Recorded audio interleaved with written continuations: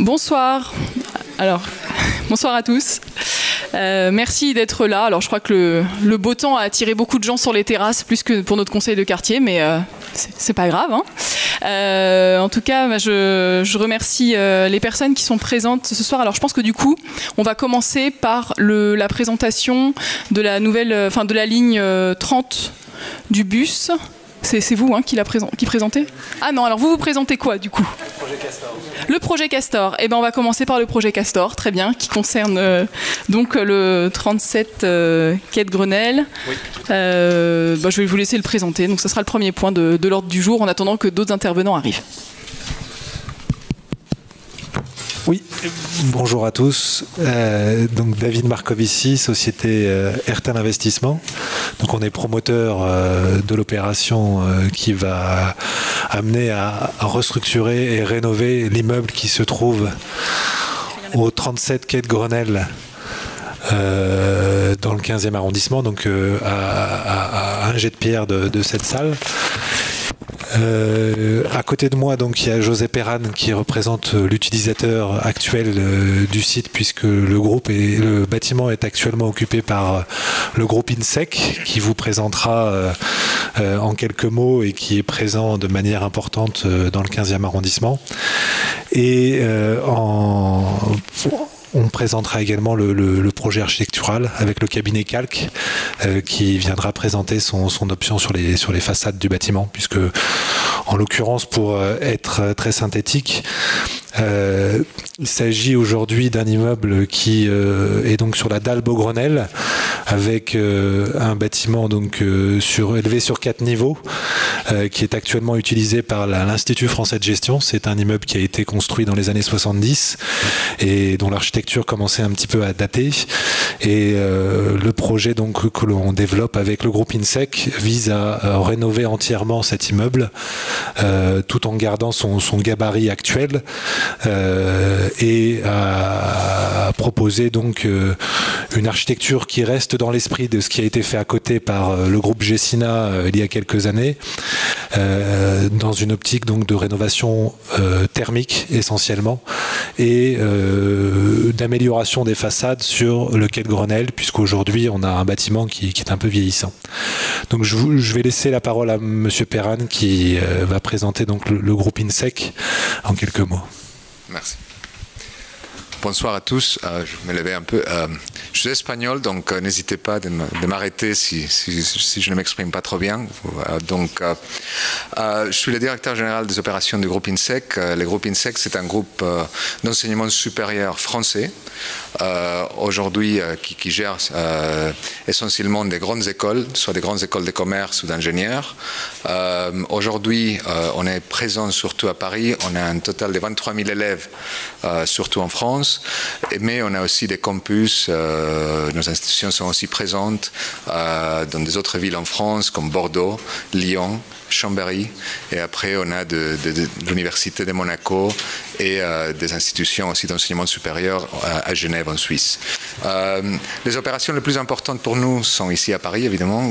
Presque un peu plus de la moitié de nos élèves, à peu près 15 000 élèves sont à Paris.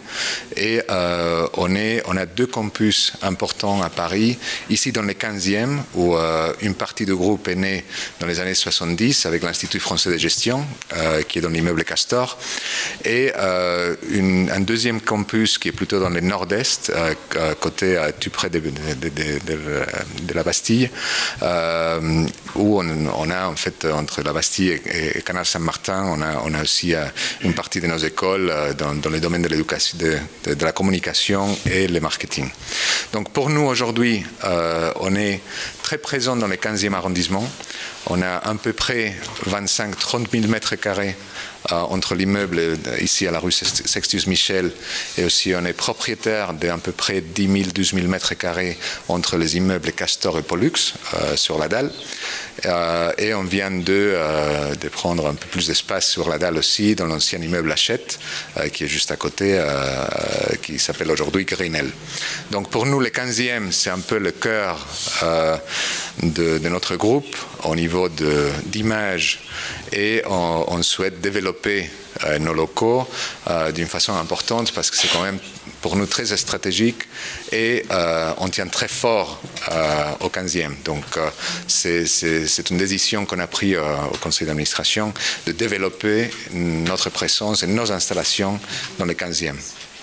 Donc c'est pour ça qu'aujourd'hui, ces projets de rénovation est extrêmement important, pas que pour des raisons de développement du groupe et d'image du groupe. On a des écoles, peut-être que vous connaissez déjà, ils sont à côté, l'École supérieure de commerce extérieur, EBS, European Business School Paris, la grande école INSEC. Donc, on a aussi l'école centrale électronique. Donc, ce sont des grandes écoles de commerce et d'ingénieurs qui sont quand même très réputées et très connues en France. Et ici, sur les campus, dans les 30 000 m², on a environ 7 000 ou 8 000 élèves. Donc, pour nous, le développement de cet immeuble est très important au niveau d'image du groupe, mais aussi pour le développement du quartier. Donc, c'est vrai qu'il n'y a pas eu de travaux importants depuis la construction de l'immeuble autour des années 70. Moi, je suis arrivé un peu plus tard, mais donc on a des très forts liens avec M. Marcovici, qui est le propriétaire de l'immeuble à côté, dans la rue 10 rue Sextius-Michel, qui va nous aider, qui va collaborer avec nous sur les projets de développement de cet immeuble, de rénovation entière de l'immeuble. Okay. Je ne sais pas si vous avez des questions sur les groupes. Non. Si vous... Il va y avoir plus d'élèves alors? Pas nécessairement. En fait, non, la capacité de l'immeuble ne va pas augmenter autant. C'est surtout une rénovation, une mise à jour de l'immeuble, compte tenu qu'on est juste à côté présent et on a pris les locaux à côté il y a 2 ans et demi, 3 ans. On va rénover aussi l'immeuble Pollux éventuellement dans l'avenir et on vient de louer des locaux dans la tour Grinel qui vient d'être rénové par Amundi. Donc c'est plutôt une espèce de mise à jour pour nous. Ils ne vont pas vous embêter plus. Donc. Non, Hachette, on ne l'a pas racheté, non, c'était Amundi, c'est un développeur très grand. Nous, on n'a fait que louer à 4 étages dans l'immeuble. En fait, on croit tellement au 15e arrondissement que, historiquement, le groupe INSEC avait le siège dans le 17e, la rue de Prony, et on a déménagé le siège il y a quelques mois, ici dans le 15e. Donc c'est pour nous extrêmement stratégique et c'est plutôt un projet de mise à jour, d'embellir un peu les locaux qu'on a aujourd'hui. D'accord ? Ok, merci. Je laisse avec... Alors je vais demander à Laura du cabinet Calque de venir présenter le projet architectural. Donc, bonjour, Laura Mallet de Calque Architecture. Donc on a été missionné par Airtel comme on vous l'a dit, de rénover ce bâtiment. Donc ça se passe en plusieurs étapes, mais un des principaux enjeux était vraiment de requalifier le rez-de-chaussée, l'accès et la façade sur rue, qui aujourd'hui, comme vous pouvez le voir sur cette photo, est pas vraiment mise en valeur. On ne sait pas trop si on rentre dans un parking, si on rentre dans un immeuble, on ne sait pas trop ce qui se passe dans cet immeuble. Donc le gros du travail a été vraiment de retravailler ce soubassement qui est sous la dalle, donc le rez-de-chaussée et le premier étage, pour redonner une vraie façade digne de ce nom, recréer un front bâti sur l'espace public, sur la rue. Et aussi, du coup, aider à la valorisation des 2 accès autour de Mars et autour de Seine et requalifier cette façade qui est entre les deux. Donc, de manière très schématique, aujourd'hui on a un bâtiment qui est très caractéristique avec ses tranches blanches très marquées, qui sont en fait les balcons du bâtiment Mercure qui viennent ensuite s'effiler et ça finit au fur et à mesure des étages. Donc on veut vraiment mettre en valeur cette qualité du bâtiment qui est très importante. Aujourd'hui, ces lignes blanches très fortes, donc ça va passer par un ravalement du balcon, un ravalement de ces 2 bandes qui encadrent le 3e étage. Et on vient ensuite requalifier tout l'ancrage, là, ce qui apparaît en plus sombre, c'est un peu sombre sur l'image, mais ça n'est pas tant à l'écran. En fait, on vient remettre en valeur ce jeu de pilotis. On a ces grands poteaux béton qui sont la structure du balcon, qui sont très caractéristiques de cette architecture des années 70, le pilotis, le balcon, la dalle. Donc on vient réunifier tout cet ensemble qui est aujourd'hui assez hétéroclite. On a plein de plans différents, on n'arrive pas bien à lire l'espace, à percevoir l'espace. Et on vient au niveau du R+2, donc qui est le niveau dalle, le niveau d'accès, et du R+4, recréer une façade en fait qui, comme un pli, avec un pli vitré, un pli opaque, un pli vitré, un pli opaque, vient en fait un peu donner du relief à cette façade qui est très longue et qui peut paraître très linéaire. Et donc on vient lui donner du relief, cadrer des vues soit vers la Seine, soit vers la Tour Eiffel selon les étages, et aussi jouer sur les apports lumineux, les ombres nécessaires ou pas quand on soit en bureau ou en salle de classe. Donc à terme, on va avoir un rendu qui va ressembler à celui-ci. Donc on voit qu'au rez-de-chaussée, au premier étage, donc on vient en fait largement vitrer la façade, l'aligner au pilotis existant pour vraiment recréer un vrai fond bâti entre l'accès de la Tour de Mars à gauche et l'accès de la Tour de Seine à droite. On vient mettre en valeur et ravalie donc ces balcons blancs et les allèges et impostes blanches du R+3. Donc on lit vraiment ces lignes qui découlent de Mercure. Et on voit cette façade pliée qui, grâce à des effets de reflets dans les parties vitrées, va un peu se fondre dans le ciel, notamment au dernier étage. Donc tout ça, c'est de la... Donc voilà, on voit ce que ça va donner de la rue. Donc on vient avancer cette façade et vraiment qu'on sente un bâtiment et plus une espèce d'entre-deux, un bâtiment, on ne sait pas trop ce qu'il fait là, qu'est-ce qui s'y passe. Là, on va vraiment sentir qu'il se passe quelque chose, c'est une école. Ça va aussi amener de l'animation sur cette rue qui est aujourd'hui pas très empruntée en fait. Et on aperçoit au dernier étage cette façade pliée, qui du coup, suivant l'angle, qu'on vienne d'un côté ou de l'autre, a l'air d'être complètement opaque ou complètement vitré grâce à ce jeu de plis.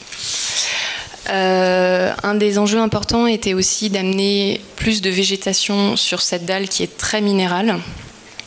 Donc ça passe par la conservation des jardinières en rez-de-chaussée, mais on les a avancées plus vers l'extérieur, donc elles vont maintenant bénéficier du soleil et de la pluie, donc il y a de la végétation qui va y pousser.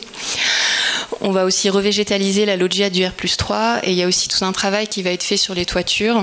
En fait, toutes les toitures vont être végétalisées. Du coup, depuis les tours, aujourd'hui, on a des toitures qui sont soit en simple étanchéité pour le R+4, soit en dalles gravillonnées avec une partie en jardin quand même, parce qu'il y a quand même des toitures végétalisées qui existent.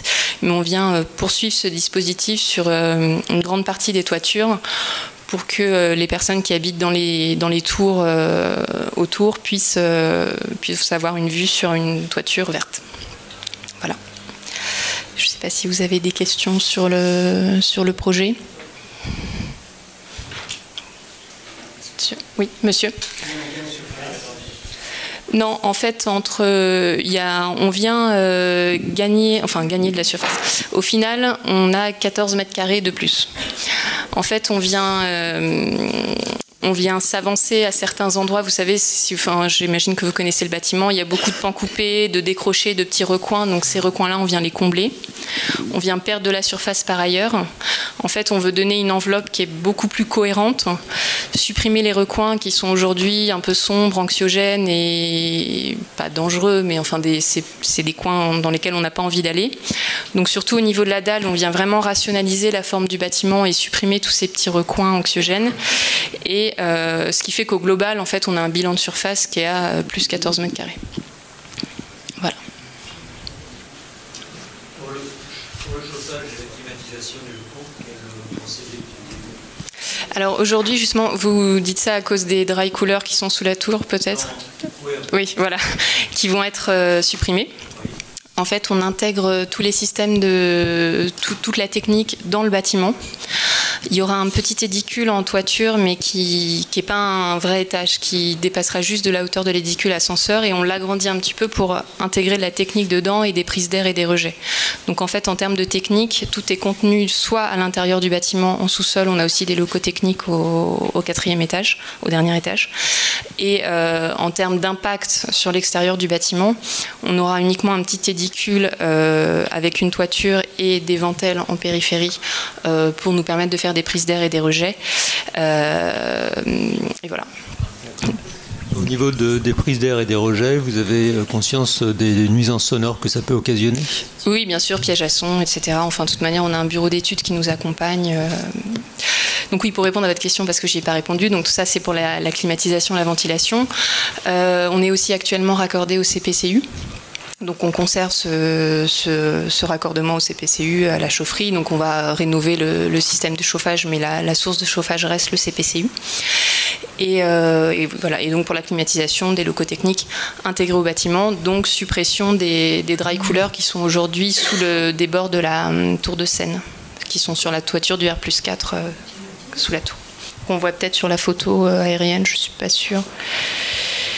Il y avait la première slide, je crois.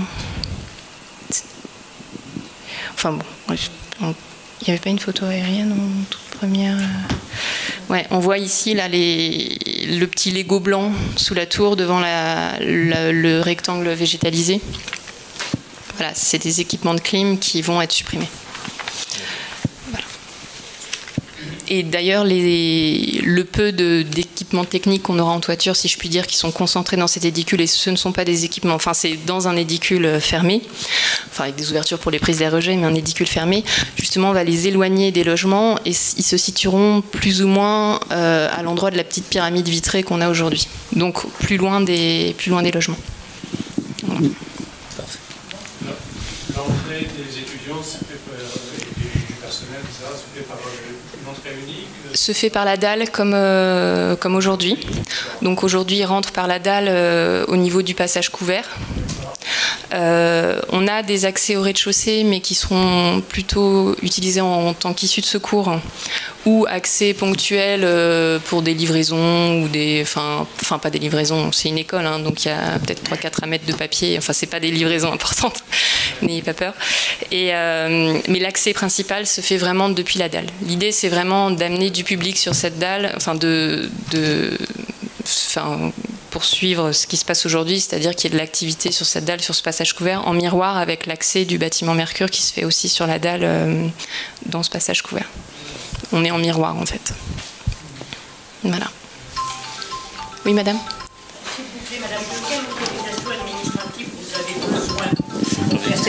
De quelle autorisation administrative vous avez besoin pour faire cette rénovation? Et deuxièmement, je n'ai pas très bien compris comment vous climatisez les locaux.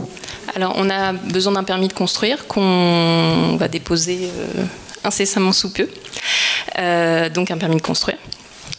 Et on climatise les locaux en fait avec des CTA, des dry coolers, mais qui sont dans le bâtiment. Je sais pas si ça et comment sortent les... Donc il y a des prises d'air en façade, c'est-à-dire des endroits où on a des ventelles pour faire la prise d'air. Le rejet de la même manière se fait par des ouvertures dans la façade masquées derrière des ventelles. Mais entre les deux, on a des systèmes de piège à son qui permettent de piéger le son. Oui, et au niveau des vapeurs qui sortent, de votre système de climatisation. Oui. Vous avez eu besoin d'une autorisation préfectorale parallèlement au permis de construire ou non?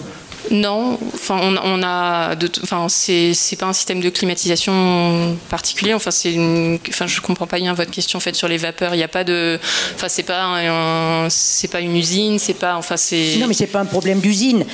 Quand on climatise des locaux, il y a plusieurs systèmes de climatisation. Et comme on a la chance d'avoir dans le quartier le réseau Climespace, au même titre qu'on a le réseau de chaleur avec la CPCU, on a aussi dans le quartier un réseau qui s'appelle Climespace, qui est aussi une société d'économie mixte qui existe il y a longtemps et qui a toute une araignée, tout un circuit. On se demandait pourquoi vous auriez peut-être vu vous brancher sur le système Climespace, ce qui ne faisait aucune nuisance, ni sonore, ni de vapeur. Alors effectivement, on a pensé au système Climespace. Malheureusement, en fait, le fait que des projets, notamment du Pentagone et d'AXA, qui sont au bord du périphérique, mais dans le 15e arrondissement, n'aient pas retenu le système de clim-espace, il s'avère que les coûts de raccordement, et donc finalement ce système de mutualisation qui était censé faire baisser et le coût du branchement n'a pas eu lieu, et donc aujourd'hui on nous présente des factures qui sont énormes et qui représentent quasiment 2 fois le prix de l'installation. Donc aujourd'hui, soyez rassurés sur le fait que le système de climatisation sera totalement inoffensif sur le plan acoustique et sur le plan des odeurs vis-à-vis pas les odeurs, je parle pas d'odeurs, des vapeurs, c'est les vapeurs. Vis-à-vis des voisins. On a un historique avec le groupe INSEC sur la climatisation sur le toit de la rue Sextus Michel, enfin sur le toit du bâtiment de la rue Sextus Michel. Je ne sais pas s'il y en a certains qui connaissent ce bâtiment, qui était l'ancien siège de la direction des chantiers navals, où on a mis un système équivalent et on n'a eu aucun problème, que ce soit sur le plan des vapeurs ou sur le plan acoustique. Donc il y aura des mesures. Après, quand vous parlez d'autorisation pour ce système de climatisation, elle est généralement nécessaire quand l'ampleur des locaux qui sont climatisés nécessite une autorisation préfectorale.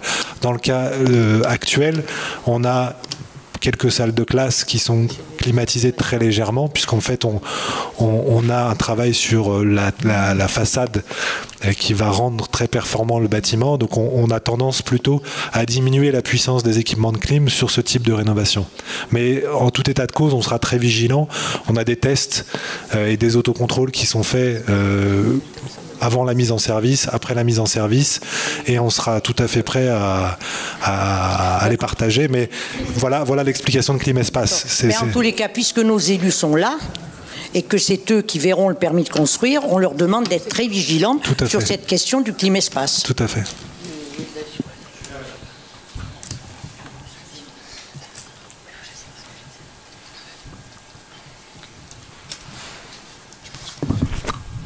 Pas d'autres questions? Je vous remercie beaucoup. Merci et bonne soirée. Juste peut-être une dernière petite question, si vous permettez, le calendrier. Alors, le calendrier dépendra du permis de construire, qui va être déposé donc sous une dizaine de jours. Oui.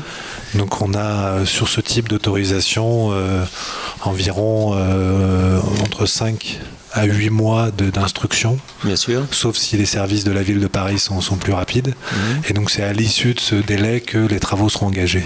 Et ensuite, les travaux, vous avez prévu une durée approximative? On a une durée approximative de 12-14 mois. C'est des travaux qui seront relativement rapides dans la mesure où, comme on vous l'expliquait, on va travailler essentiellement sur la façade et intérieurement sur des éléments de seconde œuvre, cloisonnement, moquette, faux plafond et climatisation.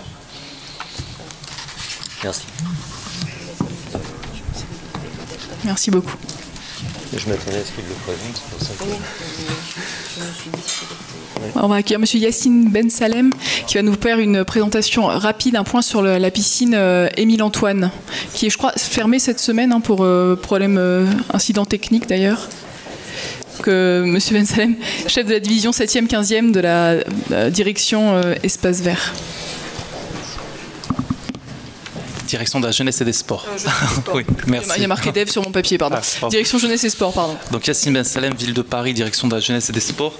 Moi rapidement, je suis donc le responsable des équipements sportifs. Donc je gère avec les 6 agents de maîtrise les équipements sportifs du 7e et du 15e, donc les stades, les gymnases et les piscines. Donc moi je suis dans le côté exploitation des établissements sportifs. Je ne suis pas venu malheureusement avec la maîtrise d'ouvrage qui, elle, pilote le dossier des travaux de la piscine Émile Antoine. Mais pour autant, je vais pouvoir vous faire une présentation rapide de la piscine Émile Antoine et du centre sportif. Juste 2 choses. Là, je vais vous évoquer, ensuite je répondrai à vos questions. La piscine principale du centre sportif. Et ensuite, on évoquera ce que l'on appelle le bassin mobile et dont vous avez parlé, madame, en introduction, sur les difficultés techniques qu'on connaît aujourd'hui sur le bassin mobile. Donc, pour vous faire une présentation rapide du des travaux qui ont lieu actuellement sur le centre sportif Émile-Antoine. Donc je vous ai fait un petit diaporama tout bête, mais pour vous expliquer un petit peu le parcours du baigneur quand la piscine sera ouverte. Elle se trouve 9 rue Jean Rey, madame. 9 rue Jean Rey, métro Birakeim. Donc plutôt dans le nord du 15e, on va dire plutôt frontière 15e, 7e. Donc là, vous arrivez à l'entrée, c'est le centre sportif Émile-Antoine. Donc pour ceux qui connaissaient l'ancien accès du centre sportif, là vous allez voir un petit peu, c'est différent puisqu'il y a des demandes de l'État de mettre aux normes en accessibilité. Vous savez, à la plupart des établissements maintenant qui sont des équipements qui reçoivent du public doivent être aux normes personnes mobilité réduite. Donc on a la maîtrise d'ouvrage et la maîtrise d'œuvre. Les entreprises ont créé une rampe en fait d'accès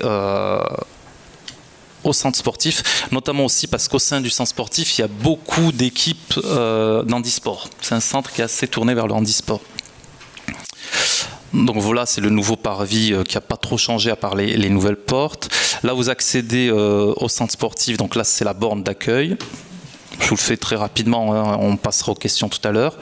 Avec donc un accès par des tripodes, ce qu'on appelle des tripodes, donc des tourniquets. Vous arrivez, vous passez, comme dans la plupart des piscines, vous savez, vous passez votre ticket, ça bip et vous rentrez. Pardon. Hop. Donc là, on arrive dans les vestiaires. Donc là, c'est les vestiaires publics avec des casiers à clé. Vestiaires plutôt collectifs pour les scolaires et les associations, de l'autre côté. Les sanitaires. Donc toujours des sanitaires à personnes mobilité réduite. Les douches, bien sûr, avant de rentrer dans le bassin.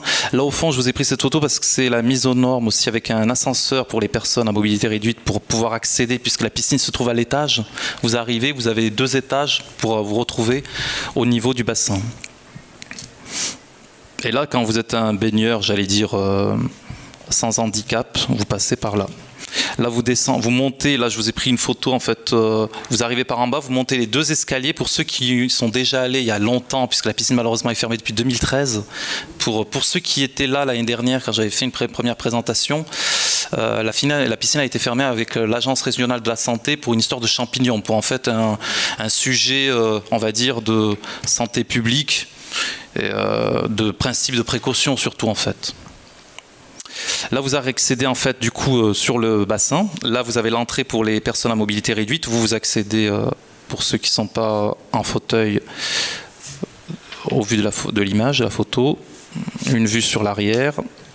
Le bassin d'initiation. Vous savez, il y a 2 bassins. Un bassin d'initiation plutôt pour les enfants, où on a pied jusqu'à 1,20 m, et un bassin classique de 25 mètres, d'1,20 m à environ 2 mètres. Un nouveau bassin qui a été complètement reconstruit. La vue sur la tour Eiffel et le solarium, puisque en fait à terme il n'est pas complètement terminé le solarium, mais vous aurez en fait une toiture terrasse qui permettra durant l'été de sortir et de profiter du beau temps. Voilà, je vous ai fait quelque chose d'assez rapide, mais pour que vous ayez une idée comme ça de comment on y accède, qu'on soit PMR, personne à mobilité réduite, ou entre guillemets valide, pour accéder jusqu'au bassin qu'on appelle nous principal. Donc ça, c'est la rénovation du bassin principal du centre sportif Émile-Antoine. Déjà pour vous dire que, parce que j'aime bien les questions calendrier de monsieur qui a posé tout à l'heure les questions de calendaire, c'est vrai que ça prend du temps les travaux malheureusement. Vous savez quand est-ce que ça commence comme on dit, mais vous savez jamais quand est-ce que ça se termine. Et moi en tant qu'exploitant, c'est vrai que j'aimerais bien que ça se termine vite parce que je travaille aussi au sein du centre sportif. Si tout va bien, là on est pour l'instant dans ce qu'on appelle les opérations de réception des travaux. Donc il y a encore des petites réserves à lever. Quand on regarde comme ça les photos, on peut se dire presque on pourrait accéder.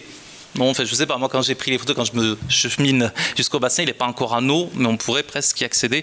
Simplement, il faut qu'encore que la ville de Paris, les services centraux qui sont à Bourdon, rue Bourdon, envoient un courrier à la préfecture de police À partir de là, il y a une visite de la commission de sécurité parce que quand on est un établissement recevant du public, on a énormément de contraintes et vous pouvez, enfin, c'est un petit peu normal hein, puisqu'on reçoit des scolaires, des individuels, des associations pour mettre aux normes et répondre à toutes les contraintes réglementaires en matière de sécurité incendie notamment. Donc un courrier va être envoyé normalement à la fin du mois pour la préfecture de police et ensuite il faut compter 2-3 semaines pour qu'une visite de la préfecture vienne sur site et nous valide l'ouverture au public avec un avis je l'espère en tout cas favorable. À partir de là, nous on a quelques semaines pour mettre en route avec nos agents le centre sportif. Donc j'ose espérer qu'on va dire mi-juillet au plus tard, on arrivera à ouvrir le bassin Émile-Antoine principal, celui dont je vous ai montré quelques photos. Je fais une petite transition pour parler du coup maintenant du bassin mobile, qui a quelques difficultés, qui a été lui ouvert en décembre 2017. Il a eu une ouverture un petit peu retardée du fait aussi de contraintes avec la préfecture de police et notamment des contraintes de sécurité incendie. On n'avait pas eu l'avis favorable dès septembre. On pensait l'avoir dès septembre, on a eu quelques difficultés. Il a fallu que les entreprises fassent quelques opérations de travaux pour l'ouvrir en décembre. Malheureusement, depuis la fin avril, mi-avril, fin avril, il y a encore des difficultés techniques sur la filtration notamment, sur la ventilation. La dame a parlé, l'architecte a parlé tout à l'heure de la CTA, de la centrale technique d'air. C'est un petit peu le même sujet sur le bassin mobile.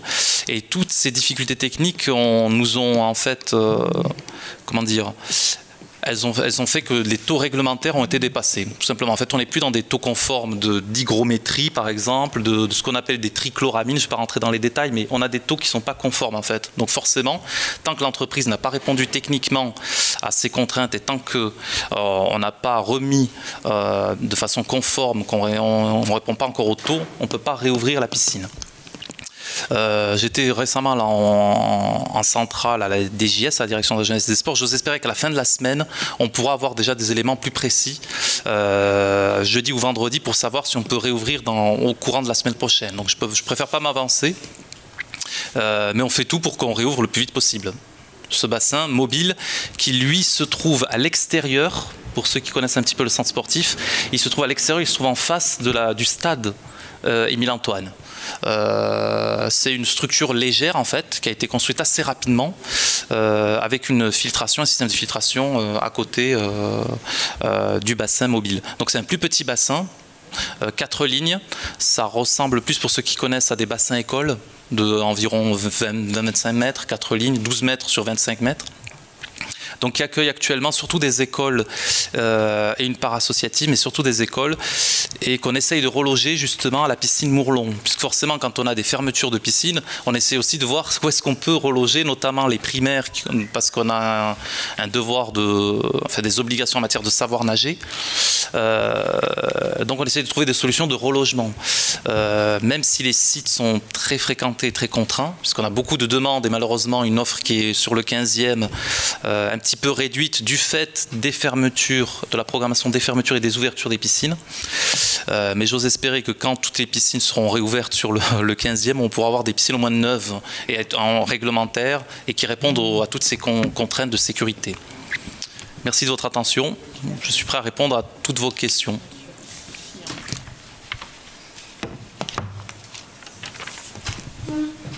N'hésitez pas.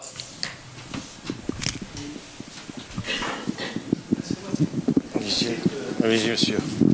Pourquoi cette piscine temporaire? Elle est temporaire. Vous parlez du bassin mobile? Oui. Si elle est mobile, elle est temporaire. Donc je voudrais savoir pourquoi et quel est le coût de cette piscine temporaire. Alors on l'appelle bassin mobile. En fait, il n'est pas si temporaire que cela, monsieur. C'est un contrat de 5 ans, pas déjà temporaire, et qui va être renouvelé une fois. Donc au moins pour l'instant, on est plutôt sur un bassin qui est temporaire de 10 ans. Pour moi, c'est pas vraiment. Enfin, après, la notion du temps est toute relative, mais. Quand on apporte 10 ans, moi, je préfère une construction qui dure. Tout à fait. Tout à fait, monsieur. Je ne comprends pas pourquoi. Alors ça a été fait en fait au départ, monsieur, pour permettre de compenser le vaste programme de fermeture qu'il y a eu sur le 15e arrondissement, et notamment la piscine Mourlon, qui a fermé durant quasiment 2 ans, de juin 2016 à avril 2018. Elle a réouvert là le 30 avril 2018. Donc l'idée c'était surtout ça en fait, c'était de permettre aux habitants du 15e rapidement d'avoir entre guillemets une compensation. Alors le coût je l'ai plus en tête, mais je le retrouverai, je prendrai vos coordonnées pour vous le renvoyer monsieur, je l'ai plus en tête là exactement. Mais elle a été faite au départ pour ça, ce bassin mobile, pour compenser encore une fois les fermetures de Mourlon notamment. Excusez-moi, Mourlon est ouvert. Oui. Et la vôtre ne fonctionne pas. Malheureusement, oui. Enfin, la mienne. Enfin, c'est pas celle du centre sportif Émile-Antoine. Oui, c'est pas ma piscine, non. Mais celle que je gère. Entre autres, puisque la piscine Mourlon, je l'ai aussi en exploitation. Oui, donc malheureusement, oui, aujourd'hui elle est fermée. Elle est fermée, on fait tout pour la réouvrir le plus vite possible. Et en même temps, réouvrir aussi, enfin le plus vite possible aussi, celle dont je vous ai parlé, le bassin principal. Parce qu'au départ, c'était quand même celle-ci qui était très attendue des habitants du nord du 15e. Donc c'est une offre supplémentaire qui a bien fonctionné de décembre à avril. Espérons que là, elle refonctionne. La seule difficulté sur les piscines, c'est que c'est des bâtiments d'une complexité assez rare.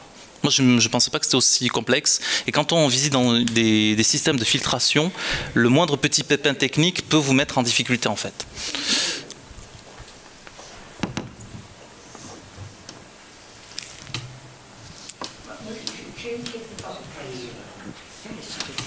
J'ai une question.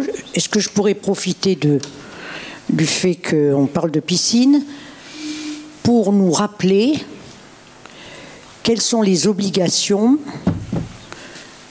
pour l'éducation nationale en ce qui concerne la natation pour les enfants des écoles primaires parce que je ne sais plus. Donc ça serait bien qu'on puisse en parler de ça.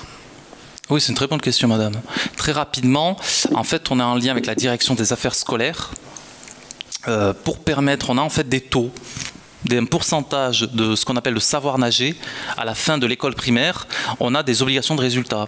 Et en fonction de ces taux, on met en place avec les professeurs de la ville de Paris et les éducateurs de la direction de la jeunesse et des sports des sessions, soit de rattrapage, par exemple durant des vacances scolaires, pour permettre d'atteindre ces taux. Si on ne les atteint pas en fin d'année, on s'explique entre direction des affaires scolaires et direction de la jeunesse et des sports pour permettre justement soit d'augmenter ces créneaux, soit de trouver des solutions pour qu'à terme, ça c'est notre obligation réglementaire, pour qu'à terme les enfants des diverses écoles, parce qu'en fait on a un suivi école par école, classe par classe, sur le taux de ce qu'on appelle le savoir nager. Si on est en dessous des 75, entre 70 et 75%. À la fin du CM2 ou quoi ? À la fin du CM2, oui, tout à fait. À la fin du CM2, oui. Si on a des taux en dessous de 75%, là on réfléchit, on essaye de... Sur le 15e, j'ai plus... je crois qu'il n'y a aucune école qui est en dessous de 70%. En termes de savoir nager en CM2. C'est pour finir sur le, parce que c'est quand même une question importante, c'est plutôt dans le sud du 15e, plutôt vers la piscine La Plaine, où là on a quelques écoles qui sont en difficulté, on essaye justement de les remonter parce qu'on est plutôt vers autour des 55-60%. Donc là on essaie plutôt de mettre l'accent sur ces écoles où il y a plus de difficultés.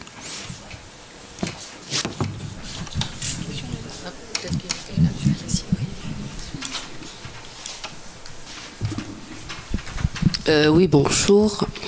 Voilà, vous avez dit que, enfin, on sait que la piscine Émile-Antoine a été fermée depuis 2013. Donc ça fait ça. Oui, moi je suis arrivé le 4 mars 2013 et au moment où je pensais aller nager à la piscine, on m'a dit non, monsieur Ben Salem, allez fermer la piscine dans laquelle vous travaillez. Donc moi, quand je suis arrivé, elle était fermée pour cette histoire de championnat. Elle avait réouvert un petit peu en 2012, puis refermée, et puis fermée vraiment en mars 2013. Oui, c'était officiellement en 2013, mais elle était bien fermée avant, hein, parce que nous, on y allait avec les enfants. Hein. Donc, ce que je voulais dire, c'est que quand même, il y a beaucoup d'argent qui a été investi. Je ne sais pas si c'est 4 millions ou 4 milliards ou 40 millions. Au dernier. On va vous donner le chiffre. Au dernier. Non, j'ai pas le chiffre exact. Alors, mais je sais qu'il y a eu des montants très très importants. Et en même temps, ça, c'est les impôts des Parisiens. Hein. On a calculé, ça faisait 5 € par mois par personne. Vous imaginez ?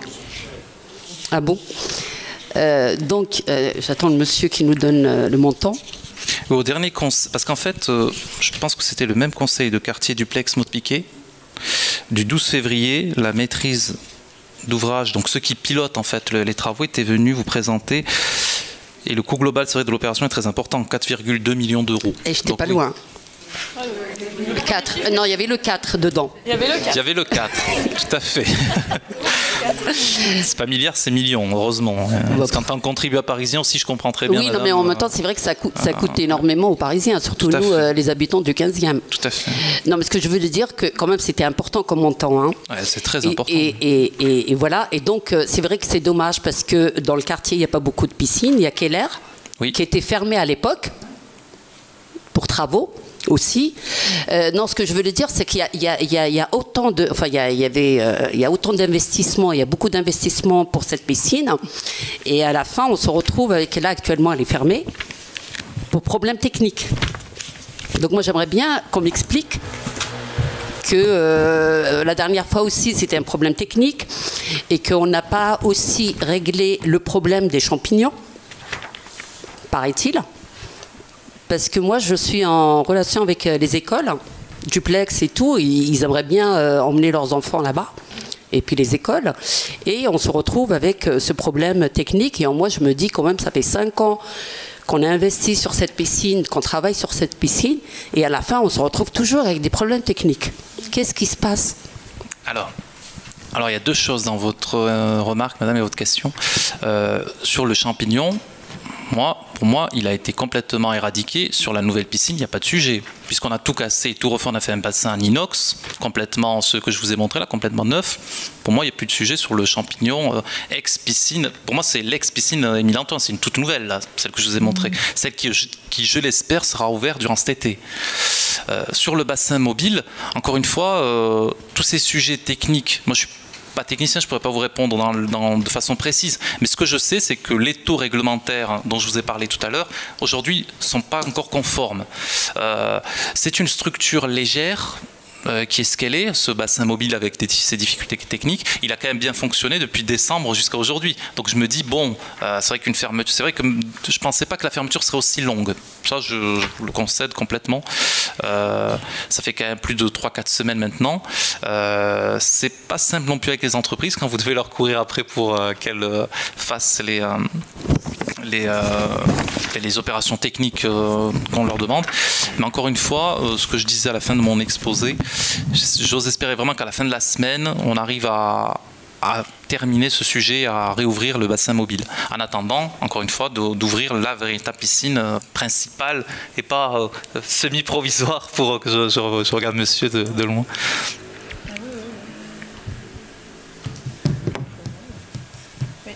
Il y a encore une question ? Aussi. Pour ça, monsieur. Mourlon, je crois que c'est un bassin inox aussi. Non, Mourlon, ce n'est pas un bassin inox. Le bassin, Mourlon, nouveau bassin. La restructuration, elle a été faite uniquement dans les vestiaires et dans la structure extérieure. Le bassin n'a pas été touché sur Mourlon. Donc on n'a pas remis un bassin en inox. En revanche, on a mis un bassin en inox sur Émile Antoine, la nouvelle piscine. Je réfléchis quand j'étais encore dans le 8e, il y a à Beaujon, c'est un bassin inox. Et le choix de l'inox, c'est pour des raisons sanitaires ou économiques ? C'est pour des raisons. Je pense que c'est pour un petit peu les deux. Je n'ai pas la réponse exacte, monsieur, à cette question. Mais je pense que c'est un petit peu pour les deux raisons, économiques et sanitaires.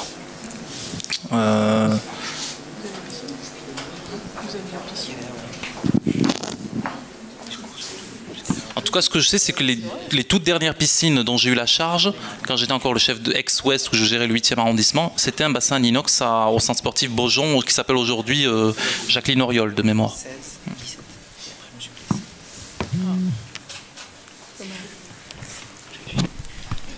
Une toute petite question, effectivement, le bassin provisoire, enfin le bassin mobile en tout cas, vous avez dit qu'il y avait un contrat de 5 ans, c'est ça ? Il y avait 5 ans renouvelable et il sera renouvelé, ça veut dire qu'on va avoir droit à 2 piscines donc, sur le même endroit.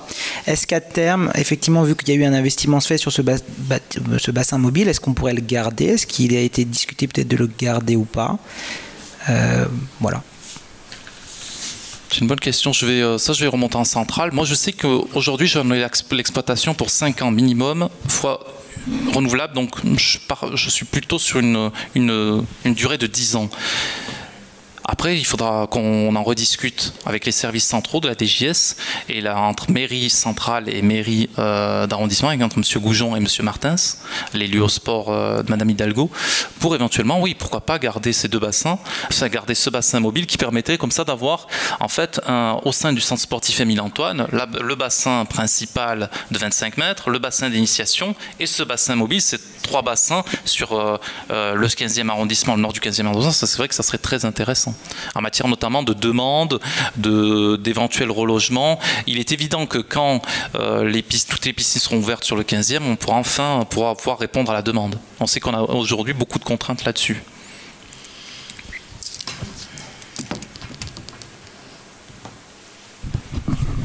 Merci beaucoup d'être venu présenter tout ça et répondre aux questions. Merci à tous.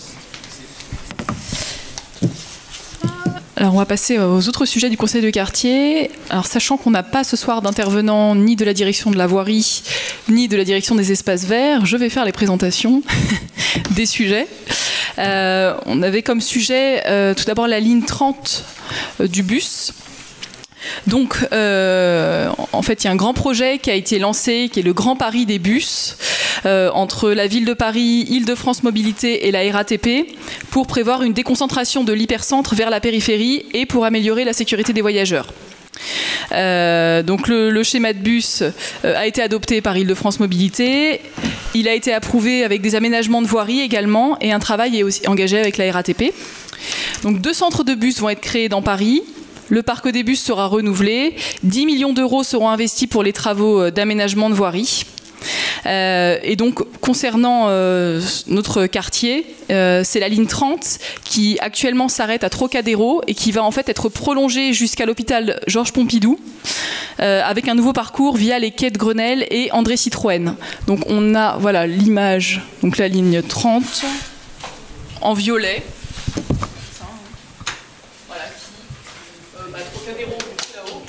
Qui va passer quai de Grenelle et quai André Citroën.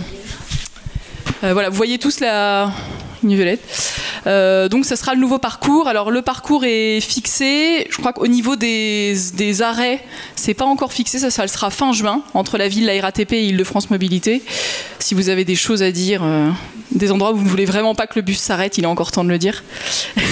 Voilà. Quelles autres informations ?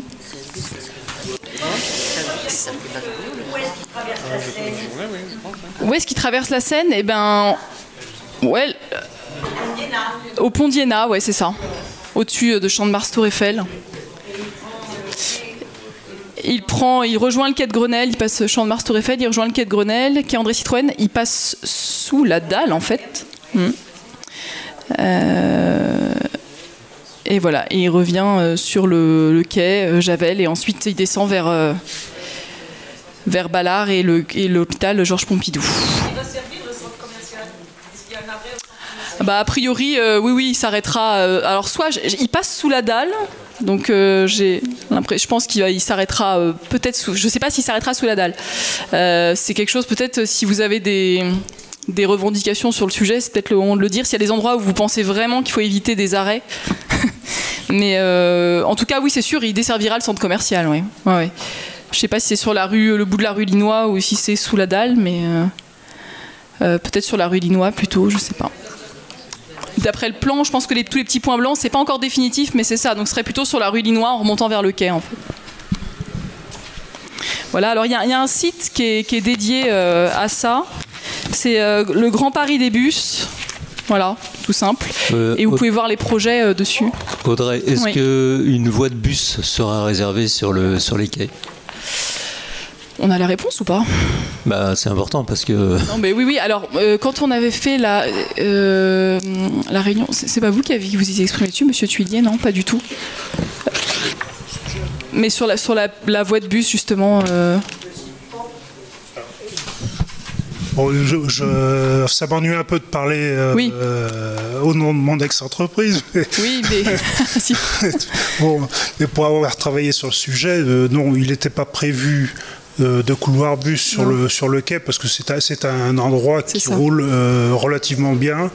En plus, il faut qu'il se déporte à gauche pour aller sous la dalle. Donc, ce serait des couloirs sur 100-150 mètres. À mon époque, c'était pas prévu. Mais aux dernières informations qu'on avait eues en réunion avec le maire aussi, alors c'était en décembre 2017, mais c'était pas prévu. Ouais, c'était en décembre 2017, c'était pas prévu. Apparemment, ça n'a pas. Non, parce que le problème en plus, c'est que les arrêts sont compliqués à faire sur les quais. Et le quai n'est pas prévu pour les piétons, puisqu'il est en grande partie interdit aux piétons. Donc les seuls endroits où il était possible de desservir, c'était de passer sous la dalle. C'était la seule raison.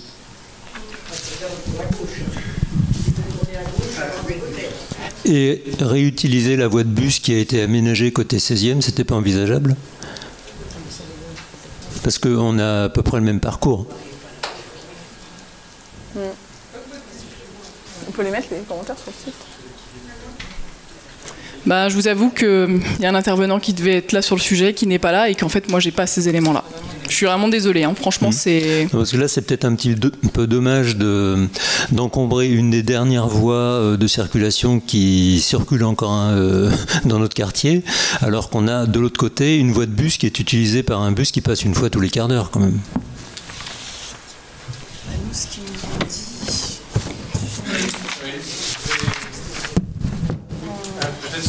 la même question.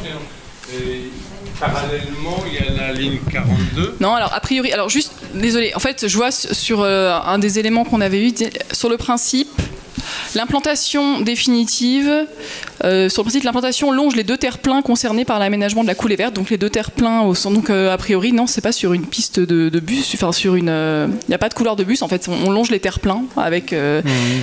Alors, ils ont l'air de dire, sur le principe, l'implantation longe les deux terre-pleins concernés par l'aménagement de la coulée verte. Donc, il n'y a pas de... On ne peut pas faire d'arrêt aussi rapide. Il y a une contre-allée à l'endroit où il y a la descente du Mercure, du Novotel. Oui. Tout est doublé, là, à cet endroit. Oui, mais cet endroit-là, ça sera souterrain. Ça sera sous la dalle. Ah oui, ça sera sous la dalle, là. Oui, il y a le petit... il passe sous la dalle à cet endroit-là, ouais. Mais visiblement, on longe les terre-pleins, donc il n'y a pas de couloir de bus prévu. Hein. Je vous reconfirmerai ça, mais dans les quelques informations qu'on a réussi à avoir, voilà, voilà. Donc en revanche, l'itinéraire est définitif, mais c'est juste les emplacements d'arrêt qui ne sont pas encore complètement sûrs.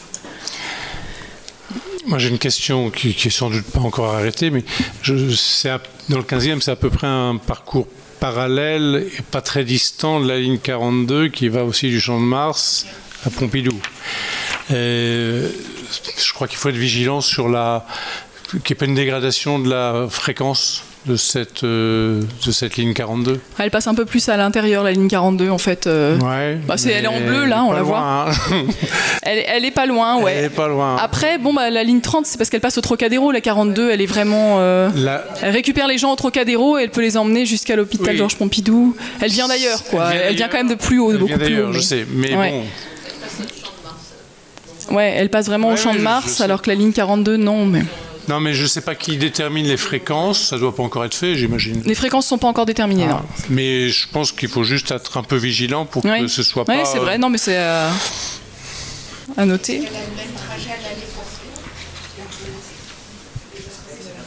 Oui, c'est le même trajet. Ouais. Ça revient exactement l'autre côté du terre-plein. C'est le même trajet. Je vais le noter pour avant le parc Citroën, la question de la fréquence par rapport au bus 42, voir si ça risque de se... À la hauteur du parc Citroën, il y a une voie dans un sens, mais pas dans l'autre. Donc, je ne sais pas par où il passe. Elle est remontée, elle est venue sur le... Il n'y a pas de chaussée.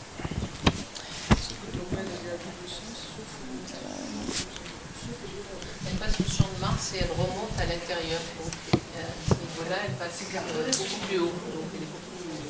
Par rapport à la ligne 42. Ah oui, par rapport à la ligne 42, ouais. En fait, il y a un moment où elles sont parallèles, quoi, mais... Elles sont très éloignées. Pendant la partie 15e. Ouais, c'est ça. Après, la 42 part quand même... ouais.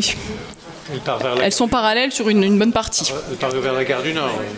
Je pense qu'ils ont identifié un besoin peut-être d'être ramené du Trocadéro jusqu'à nous, mais je pense que ça a été pensé pour ça et jusqu'à l'hôpital, ouais. Mais ramener du 16e jusqu'à l'hôpital dans le 15e, je pense qu'ils ont dû identifier, pour tous ces trajets-là, ils ont identifié des vrais besoins, hein. Normalement, c'est... C'est pour ça que ça aurait été intéressant d'utiliser donc la ligne de bus de l'autre côté. Comment ça passe sur le Trocadéro? Laquelle? Comment tu t'appelles? Francis a fait allusion. Elle va donc du Trocadéro et ça serait intéressant donc de l'utiliser. Je pense de toute manière, là, pour les quelques informations qu'on a, l'itinéraire visiblement est arrêté. Et effectivement, ils ont dû voir qu'il y avait une demande particulière.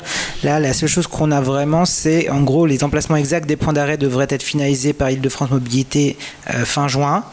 On est invité effectivement à consulter la présentation correspondante sur une adresse qu'on pourra vous donner. Projet après concertation. Bon, en allant sur le site Grand Paris des Bus, vous avez tout. Après, les deux informations qu'on avait supplémentaires étaient effectivement sur l'implantation définitive et à mon avis des arrêts. Ça devrait être sur la coulée verte, ça ne devrait pas venir empêcher l'aménagement de la coulée verte. Mais pareil, on n'a pas de localisation, on n'a rien du tout.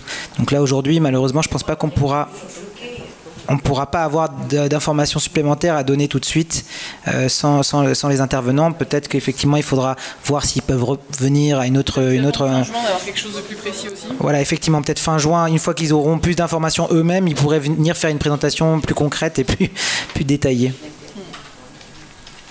Bon, vous avez au moins ce parcours qui lui, est définitif. Oui. Oui. La concertation, elle a eu lieu, elle était très bien organisée. Ah oui, ça c'est le projet après concertation. C'était au gymnase de l'Amiral Mouchotte. Moi j'étais à une table avec des agents de la RATP, des conducteurs. Oui, la concertation a eu lieu. Hein. Maintenant c'est sur les emplacements des arrêts, mais voilà. Ça, voilà. Mais sur les parcours, oui. Voilà, tout pour identifier les besoins, pour entendre vraiment ce qu'attendaient les habitants. La présentation par Madame Pécresse a eu lieu dans le 15e, place Cambronne. Donc tout a été fait dans les règles. Moi, ma question c'est pourquoi ce retard? Parce que bon, on nous parle de la 30, mais moi je suis intéressé par la 70 et la 88. Parce que la 70 et la 88 nous amènent au bois. Ça change quand même la vie des Parisiens de pouvoir aller jusqu'au bois en bus. Et je voudrais savoir pourquoi on a des retards. Alors on lit dans la presse que c'est indifférent entre la région et la ville de Paris. Est-ce que vous avez des informations? Puisque les arrêts sont construits par la ville de Paris et les lignes sont gérées par la région. Moi, je voudrais savoir pourquoi ce retard. On nous parle de la 30, mais il y en a d'autres qui sont bien plus intéressantes aussi. Je pense que les différentes régions ville de Paris, c'est une bonne partie de la réponse. Je ne vais pas trop en dire plus, mais oui, je pense que le nœud du problème est là, en fait. Du coup, Audrey, on sait quand cette ligne sera mise en service? Enfin, le prolongement? Je crois que ce sera à peu près courant du deuxième semestre 2018. Oui. Oui. Tout ce qui concerne les transports en commun intéresse vraiment les habitants, que ce soit du 15e ou d'ailleurs, puisqu'on nous dit qu'il faut quand même laisser les voitures. Donc plus il y a de transports en commun, mieux on se porte. Quel est l'objectif de cette ligne? Elle part du Trocadéro. Alors, par où descend-elle? L'avenue du président Wilson, où elle remonte jusqu'au Trocadéro? Non. Là, j'ai compris, elle traverse la Seine au pont d'Iéna, puis elle prend le long du quai Maison du Japon, et puis ensuite, elle passe là au gros carrefour de Bir Hakeim. Après, elle prend le quai dont on est en train de parler avant la rue de Finlay, et elle va continuer jusqu'à Javel, jusqu'à Mirabeau, pour se diriger vers l'hôpital Pompidou. Alors, il peut y avoir un besoin, effectivement, de gens du 16e d'aller à l'hôpital Pompidou. Parce que sinon, je ne vois pas bien quel est l'objectif de la ligne. Est-ce qu'on a fait un calcul du nombre de passagers qu'elle va transporter? Est-ce qu'il n'y a pas surtout, parce que nous on est un peu méfiants, que cette ligne-là encore soit une ligne très commerciale, pour transporter du monde au centre commercial Beaugrenelle. Or, si on est d'accord sur le fait qu'il n'y a pratiquement pas d'arrêt possible, sauf en passant sous la dalle, et je vous donne mon Paris que c'est impossible de passer sous la dalle et d'y faire des arrêts puisqu'on est tout le temps encombré. Il y a même la rue Robert de Flers, on se demande pourquoi elle n'est pas en sens interdit. Je ne vois pas où, sur la place Forest, là, on va pouvoir faire un arrêt de bus. Donc, moi, la concertation, alors j'avais pas dû y faire attention, mais franchement, alors là, j'ai pas vu. Parce que nous, on est aussi autant concernés que le quartier chez nous est autant concerné que celui-là. Donc, du coup, on va s'y intéresser d'un peu plus près. Parce que je vois pas où est-ce qu'on peut faire des arrêts sur ce quai. Franchement, monsieur a raison, il a l'air de mieux connaître le sujet que moi, mais à la vitesse où passent les voitures, et encore on essaie de les ralentir à 50 et maintenant à 30, je ne vois pas comment les arrêts de bus peuvent se faire. Hein. Là, il faudra qu'il on en voit deux là. Hein, si c'est pour descendre des gens au centre commercial, ça c'est un autre sujet. Hein. On peut faire des navettes rapides. Hein. Ça a prévu rue Linois et puis alors là c'est au niveau de du square de Béla Bartok quoi. Si je puis me permettre, parce que c'est une problématique que j'ai déjà rencontrée, il y a, je pense, un aspect très pratique. Quand vous arrivez sur la ligne 6, au niveau de Birakem, et que vous voulez aller vers le secteur Beaugrenelle, eh ben, c'est très compliqué, en fait. À moins d'avoir un vélo, quand il fait pas beau et que vous êtes à pied, je vous assure que c'est pas ça, parce que justement, c'est une voie rapide, et que très souvent, je me suis dit qu'un moyen plus pratique manquait quand je me retrouvais à Birakem pour aller dans le secteur de Charles Michel, sans être obligé d'aller faire tout le contour par le 42, par la rue de Lourmel, ou bien aller récupérer soit l'une des rues perpendiculaires, soit en transport en commun, refaire une boucle par la Motte Piquet. C'est très peu pratique, alors qu'en fait c'est une toute petite ligne et il manquait justement quelque chose pour faire. Il ne s'agit pas de s'arrêter là, il s'agit juste de passer à travers. C'est tout le problème. Parce qu'on ne peut pas y passer à pied, par définition c'est un quai qui est interdit aux piétons. Donc à mon avis ça va être un moyen très pratique. Ah ben, je vous assure que moi je ne marche pas là, hein, en tout cas. Hein. Oui, mais il y a un passage en chemin quand vous êtes immédiatement à Birakem, à Birakem, et que vous prenez le quai dans cette direction-là de Beaugrenelle, il y a tout un secteur où, et imaginez avec une poussette, je vous jure que vous vous engagez pas là-dedans. Donc je pense que l'intérêt, il est juste de créer un axe de passage en transport qui évite de faire tout un détournement comme on peut le faire en 42 ou comme on peut le faire par d'autres moyens de transport, par Émile Zola, mais qui oblige à faire une boucle en fait. Donc c'est l'intérêt que j'y vois en fait. Mais sans arrêt, ça ne nécessite pas d'arrêt. Ah ben on peut. Non, mais à Birakem, il y a largement matière à faire un arrêt, ça c'est pas un problème. Après, vous avez raison.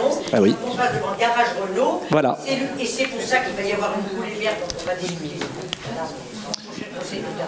C'est qu'il y aura une coulée verte là au milieu du quai. Et donc voilà, je pense que l'intérêt. Piétonne. Du coup, d'où l'intérêt, là vous pourrez plus facilement circuler qu'être Grenelle et qu'André Citroën en tant que piéton. Ouais. Je ne suis pas le défenseur de cette ligne, hein, voilà, mais je trouve que c'est une opportunité nouvelle. L'alternative existe dans le côté 16e. Par contre, le couloir de bus, il ne faut pas oublier une chose, il n'est que sur un sens unique. En fait, le bus 72, il a un couloir de bus dans le sens ouest-est, mais quand il arrive de Trocadéro, il emprunte la voie de circulation comme toutes les voitures, puisque c'est une voie en sens unique. Mais en l'occurrence, on n'avait pas l'équivalent sur le côté 15e. Et moi, je trouve que c'est intéressant d'avoir ça en plus. Voilà. De toute manière, ça va aussi dans le même sens. Effectivement, il ne faut pas oublier que dans ce coin-là du 15e, on a quand même on a pas mal de touristes. Effectivement, on avait parlé du projet Tour Eiffel. Il y a déjà 2 conseils de quartier, je crois. Et ils avaient évoqué qu'à terme, ils voulaient quand même modifier les transports de manière générale. Donc, ils avaient effectivement pensé à plus de piétonisation malgré tout, une nouvelle façon de voir la voiture, et je pense que là quelque part la ligne 30 vient à la fois débuter cette transformation-là, effectivement faciliter peut-être le passage piéton de la Tour Eiffel effectivement vers des centres de commerce ou en tout cas des d'autres secteurs de Paris qui sont difficiles. Là, c'est vrai qu'on va avoir une présentation sur l'aménagement des quais, mais je pense que pareil, tout ça est travaillé plus ou moins ensemble. Ça va faire beaucoup de changements d'un coup, mais je pense que c'est quelque chose qui est décidé peut-être au niveau de la région, peut-être au niveau juste de la ville. Ça dépasse le 15e arrondissement, c'est vrai. Bon, voilà, on a une ligne 30 qui arrive. Je pense qu'on pourra en profiter d'une certaine manière, de toute manière. Et puis par ailleurs, c'est une ligne qui va à l'Étoile, qui va jusqu'à la gare de l'Est en faisant tout un circuit dans Paris. Enfin, c'est quand même une ligne qui offre aussi une perspective de déplacement vers on va dire, ouest et nord de Paris, qui est nouvelle, donc qui peut être pas inintéressante. À voir.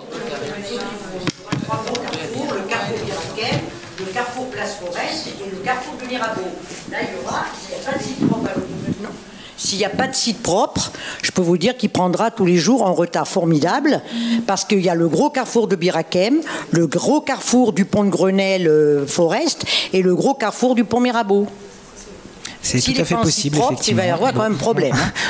On n'a pas l'intervenant, on ne pourra pas avoir d'informations supplémentaires tout de suite, en tout cas.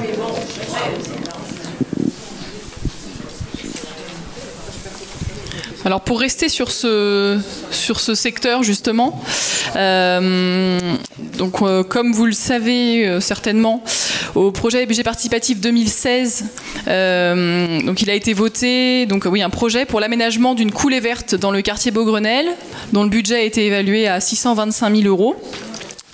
On n'a pas les intervenants de la direction des espaces verts, mais on a un document de présentation de la première partie de l'aménagement de cette coulée verte qui devrait commencer deuxième semestre 2018 aussi.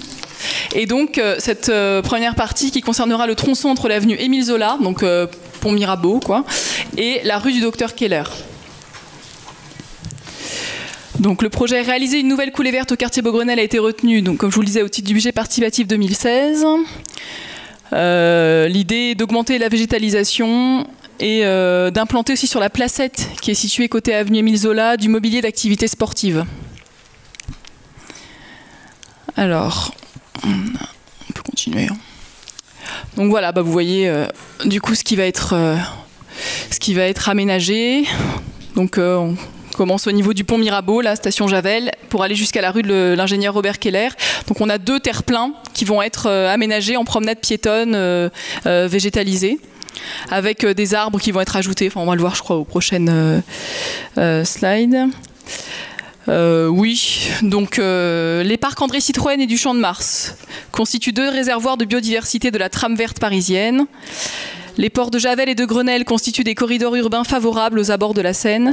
Sur les quais hauts, les espaces verts de la promenade des quais de Citroën et Grenelle représentent d'autres éléments de végétation. Là, c'est un peu un point sur tout ce qu'on a en termes de présence végétale sur ce secteur.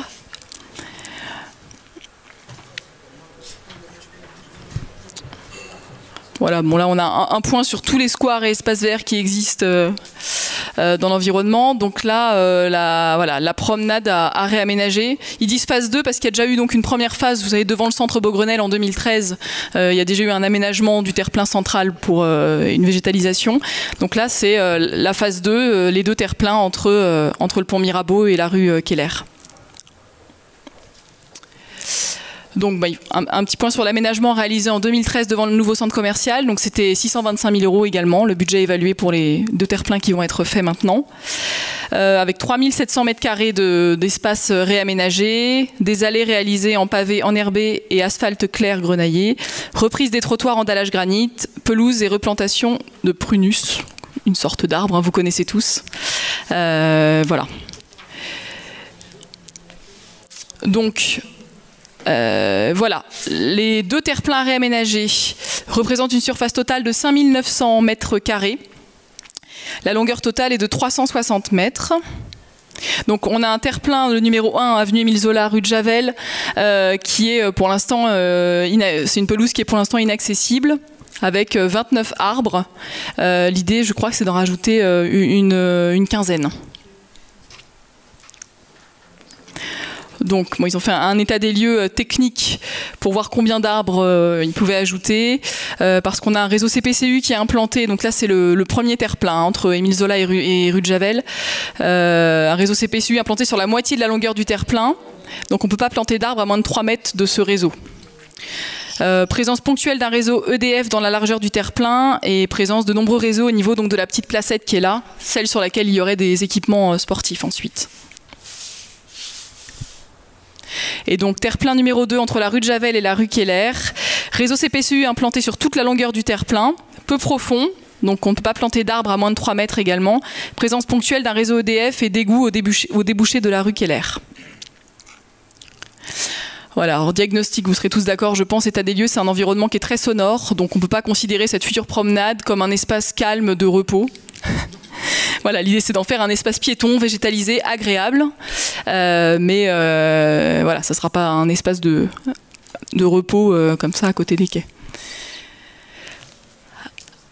Alors, oui, alors un point sur les équipements publics qui sont autour de ce secteur.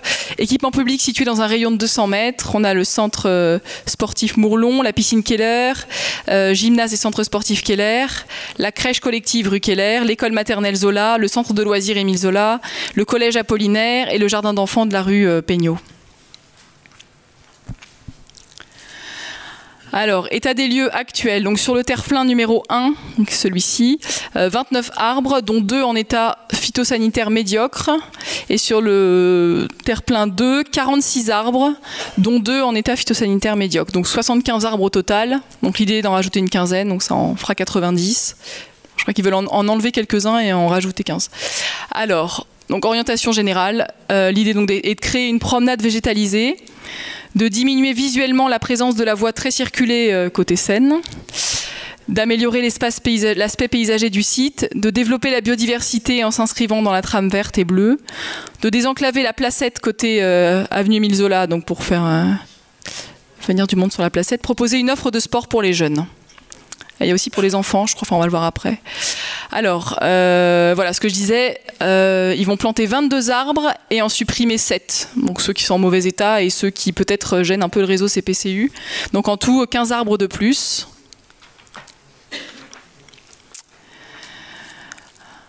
Alors là, on a des explications... voilà, très technique. Donc la zone sportive sur la placette, des massifs d'arbustes à côté de la placette, donc là on est au niveau de tout près de l'avenue Émile Zola qui est là, pour diminuer l'aspect visuel justement avec la circulation, et un accès pour les personnes à mobilité réduite sur ce terre-plein. Voilà, pour accéder à la pelouse et au banc, voilà, il y a un accès pour les personnes à mobilité réduite. Il y a une histoire de piste cyclable aussi, Isabelle, si tu veux faire je sais pas si mais on va voir ça après, mais si tu veux dire un mot. Parce qu'il y a des projets d'implantation de pistes cyclables sur ce secteur, et donc le projet tel qu'il est pensé pour qu'il puisse y avoir aussi une piste cyclable. Donc, terre-plein numéro 2, du coup, implantation de jeux pour les enfants. Alors ça, c'est les projets, hein. Aire de pétanque. Un cheminement central, les trottoirs sont maintenus en place, et création d'une grande pelouse plantée d'arbres, donc quasiment au niveau de la rue Keller, et un aire de speedminton. C'est quoi, c'est du badminton rapide? J'avoue, je ne connais pas le speedminton. Vous connaissez? Alors... Bon, ça c'est des images pour comparer, enfin pour donner une idée de ce que ça va être, avec comparaison avec la promenade Tolbiac-Chevaleret dans le 13e, et aussi dans une autre promenade forêt linéaire dans le 19e. Okay. Les plantations d'arbres projetées. Alors, prunus, pommier sauvage, sorbier des oiseleurs, amélanquier, cornouiller mâle, arbre au mouchoir. Voilà, je connais pas forcément plus que ça. Ah voilà, et donc la zone sportive sur la placette avec des agrès de fitness. Et les jeux pour les petits dans la pelouse. Ah, il y a le feu. Voilà, donc ça sur le deuxième terre-plein. Ok. Et des activités ludiques tout le long de la promenade. Bon, on a une image d'aire de speedminton. Bon, bah, je sais pas, pour moi c'est du badminton. Sans filet. Ah oui, d'accord. D'accord. Bon, bah voilà. Badminton sans filet. Ah ouh. Je suis en train de me dire justement, je sais pas si je vais réussir à la fois à regarder mon portable tout le temps. Merci. Et voilà le mobilier, donc les types de bancs qui seraient implantés, et les blocs de granit pour longer les allées et protéger l'espace. Donc point sur les surfaces végétales. Avant travaux, 2100 m², dont 1500 m² de pelouse inaccessible et 600 m² de massif arbustif. Et après travaux, on aura 5000 m² de surface végétale au lieu de 2100, avec 4100 m² de pelouse accessible et 900 m² de massif arbustif.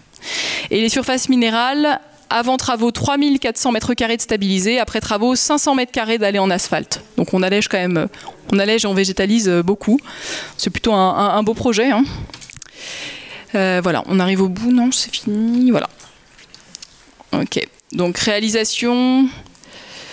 Ah oui, moi on m'a dit dernier semestre 2018 quand je l'ai vu tout à l'heure, mais en fait, oui. Ok, on commence à réaliser, ouais, vraiment début des travaux, en fait, plutôt début 2019, visiblement, deuxième trimestre 2019, c'est ça? Pour une livraison dans 1 an, quoi.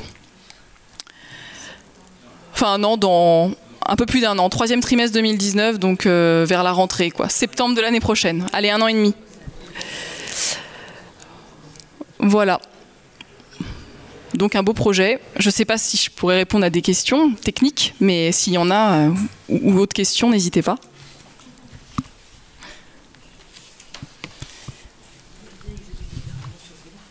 Isabelle, tu as une idée des pistes cyclables qui pourraient être envisagées sur cette zone-là, si tu veux? Isabelle qui est conseillère municipale, grande spécialiste du vélo. Je suis déléguée aux mobilités actives, ce qui veut dire piéton et vélo. Vous avez entendu parler probablement du réseau Express Vélo, ce qui est pour les cyclistes comparable aux voies express ou aux autoroutes ou aux périphes ou autres pour les automobiles, enfin les véhicules motorisés, c'est-à-dire des pistes cyclables qui permettent d'avancer à une cadence compatible avec des distances plus longues que seulement dans l'arrondissement. L'idée, c'est de traverser tout Paris ou d'aller nord-sud, etc. C'est à cette échelle-là.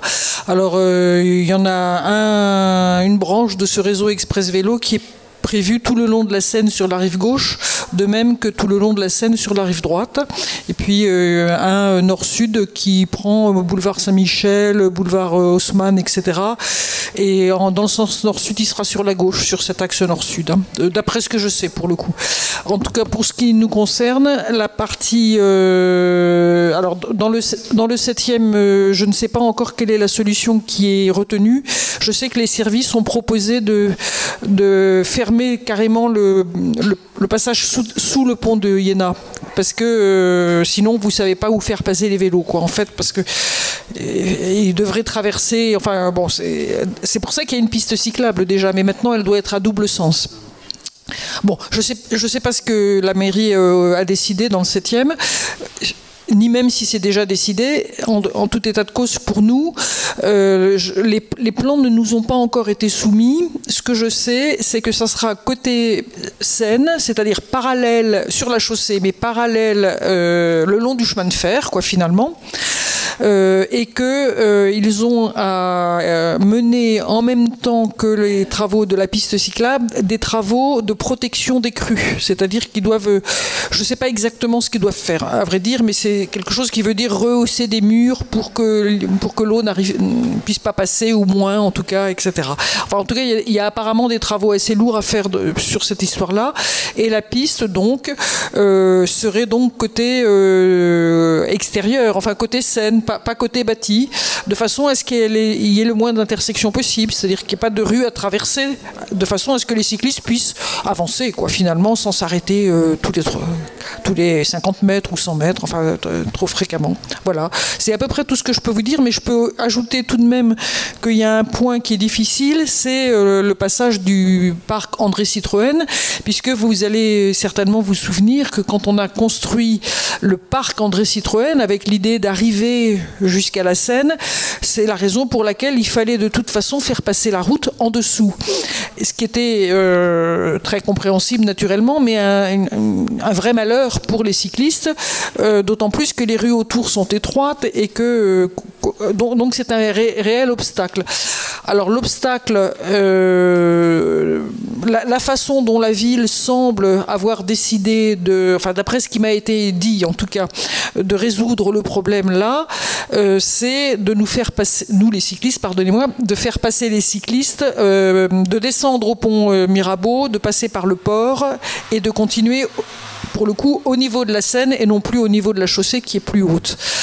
Et de l'autre côté, c'est-à-dire à partir de la sortie où il y a le PMU, le siège du PMU, qu'est-ce que je vais dire, ce grand carrefour qui passe sous le chemin de fer, sous le RER, là, ça sera, je n'ai pas vu les plans non plus, mais en tout cas, il va y avoir une continuité de pistes cyclables, toujours côté Seine, et ça se raccordera aux pistes cyclables qui ont été réalisées par le département des Hauts-de-Seine, donc à Issy-les-Moulineaux, Sèvres, non, Meudon et Sèvres, et ça mène jusqu'au parc de Saint-Cloud. Jusqu'au bas parc de Saint-Cloud, naturellement. Après, il y a encore une petite continuité à créer pour atteindre le pont de Neuilly. Oui, de Neuilly, je crois, oui. Mais en tout état de cause, ça deviendra quand même assez intéressant, parce que ça a l'air loin comme ça, et en réalité, c'est que depuis le périph' jusqu'au parc de Saint-Cloud, c'est 4 km et quelques. Enfin, c'est rien du tout, en fait, à vélo, mais sauf que ça a l'air très loin, parce que c'est difficile à pratiquer à l'heure actuelle. Voilà à peu près tout ce que je suis capable de dire, je crois. Mais on va voir. Non, il n'est pas question spécialement de les supprimer. Effectivement, il y a un problème, ça je vous dis ce que je trouve, moi, c'est que cet endroit-là, vous savez, on a le droit de passer à vélo déjà à l'heure actuelle, mais c'est vrai que c'est souvent occupé comme stationnement interdit, mais stationnement réel. Et donc, je ne sais pas trop comment les choses vont se passer à l'avenir. Et voilà, on en est là. Et moi, ce que je crois finalement, c'est que cette solution va être mise en œuvre et que si elle fonctionne mal, il faudra évidemment envisager quelque chose d'un peu plus solide. Et si jamais ça fonctionne bien, bah, ma foi, pourquoi pas, je dirais. Bien sûr, évidemment. Mais... Merci Isabelle. Est-ce qu'il y a des questions encore sur le sujet? Oui, monsieur. Bonsoir. Je ne veux pas parler de projet, mais de choses actuelles et qui perdurent. C'est un petit détail, mais c'est important, je pense, pour les voyageurs d'autobus. Ce n'est pas à propos des projets de la ligne 30, je parle de la ligne 42. Il y a un point d'arrêt qui se trouve rue de Lourmel, qui suit le point d'arrêt duplex, et il n'y a sur l'écran où sont mentionnés les temps d'attente des 2 autobus à venir, l'écran est noir, totalement noir. Je l'ai signalé à plusieurs conducteurs. L'un d'eux, même au volant, a dit « Voyez, j'appelle tout de suite, je préviens ». Ça n'est pas de... Alors, moi, ça ne me gêne pas de marcher, mais il y a des gens qui pestent et qui font comme moi, ils reviennent en arrière à pied à l'arrêt duplex pour savoir... Bon, bref, ça ne dure pas depuis quelques semaines, cette histoire. C'est depuis plusieurs mois. Alors je trouve que ça marche ponctuellement ou ça ne marche jamais? Ça ne marche jamais. L'écran c'est quel arrêt? Totalement noir. C'est le point d'arrêt qui est rue de Lourmel. Rue de Lourmel, ouais. En face de la pharmacie Océane. D'accord. C'est l'arrêt qui suit duplex en direction de l'hôpital Pompidou. D'accord. Ouais, depuis qu'il a été installé, il n'a jamais été... Et un conducteur m'a même dit que c'était peut-être pas la RATP qui gérait ça, mais une société privée. Bah, je vais vérifier justement, parce que du coup, il faut qu'on voit qui on interpelle. Mais... Voilà. Je vous remercie. Vous me donnerez peut-être vos coordonnées, monsieur, pour que je puisse vous recontacter si j'ai les éléments. Merci.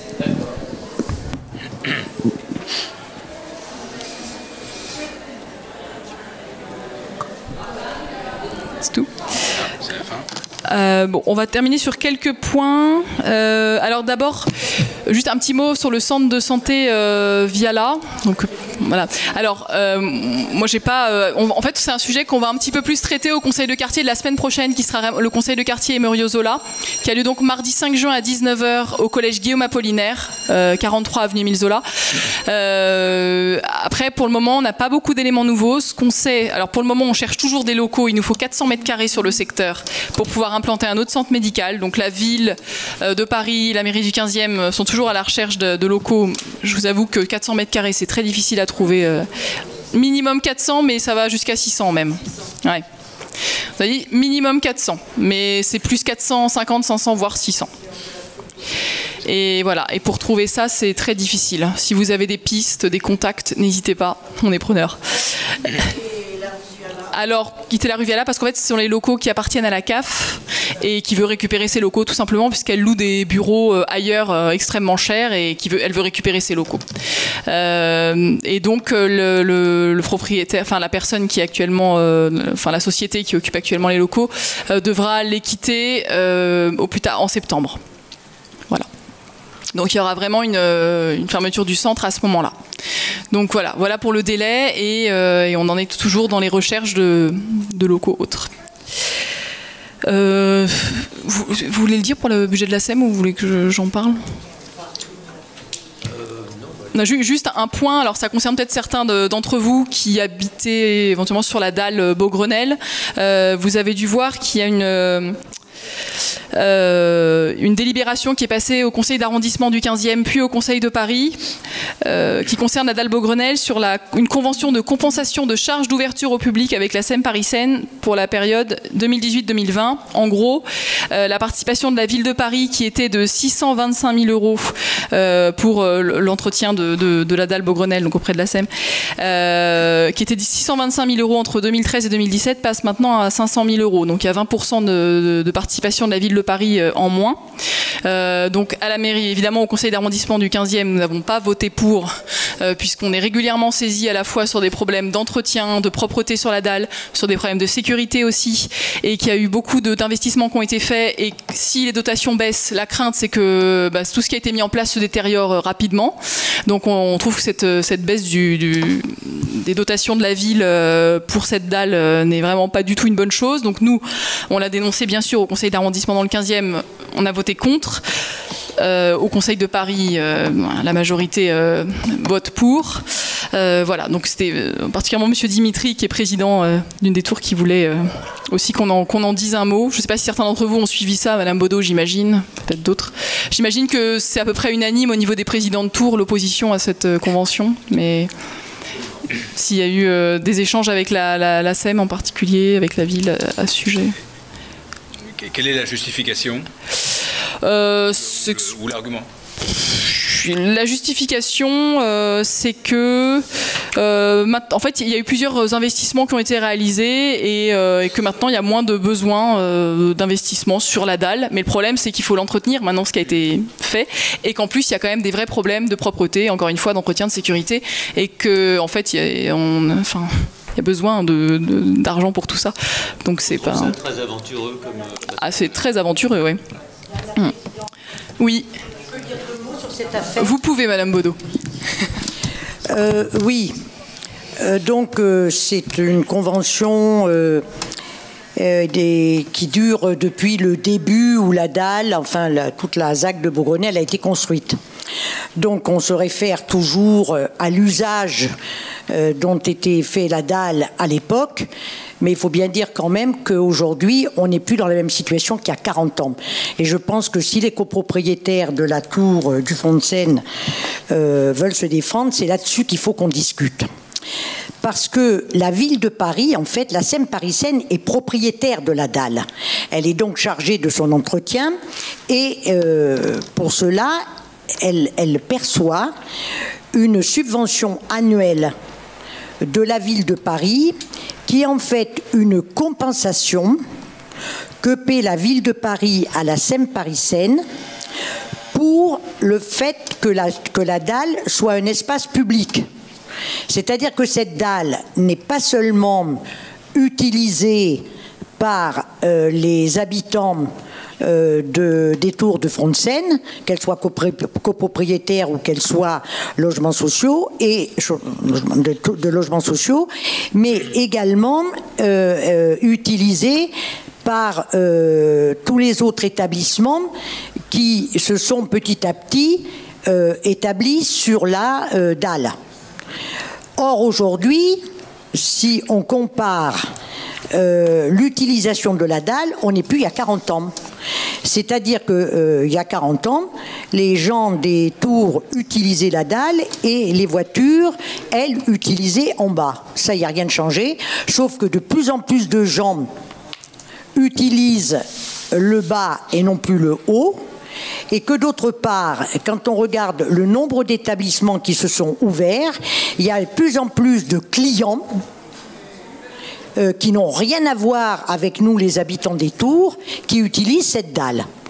Et en fait, nous, on se fixe sur deux choses. D'abord, premièrement, il devrait y avoir une révision des quotes-parts qui sont payées par chaque établissement. Aujourd'hui, le centre commercial devrait payer une quote-part supplémentaire à ce que payait l'ancien centre commercial.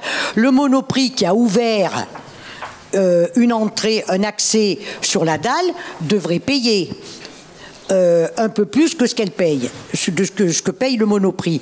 Donc, il faudrait en fait revoir tout ça. Mais ce qui nous a choqué dans cette affaire, qui est presque une provocation, c'est que tout d'un coup, on nous baisse, sans concertation, hein, on nous baisse la subvention de 20%, Madame Levavasseur vient de le dire, sans nous dire quelles sont les prestations qui vont être supprimées. Si tout d'un coup, il n'y avait plus rien à faire sur la dalle, on pourrait se dire, ben oui, c'est pas la peine que la ville de Paris verse de l'argent alors que l'argent n'est pas utilisé. Or, la SEM parisienne doit utiliser cet argent parce qu'il reste encore à faire beaucoup sur la dalle. Il y a encore des coins qui n'ont pas été aménagés. Il y a la partie de la tour de la dalle Keller, même si c'est pas la SEM parisienne qui en est propriétaire. Mais il y a là, par exemple, excusez-moi, il y a la descente qui mène au square Pablo Casals. Vous savez, ce pont en bois, cet ascenseur qui est là près de la piscine Bourlon, personne ne le prend tellement c'est complètement pourri.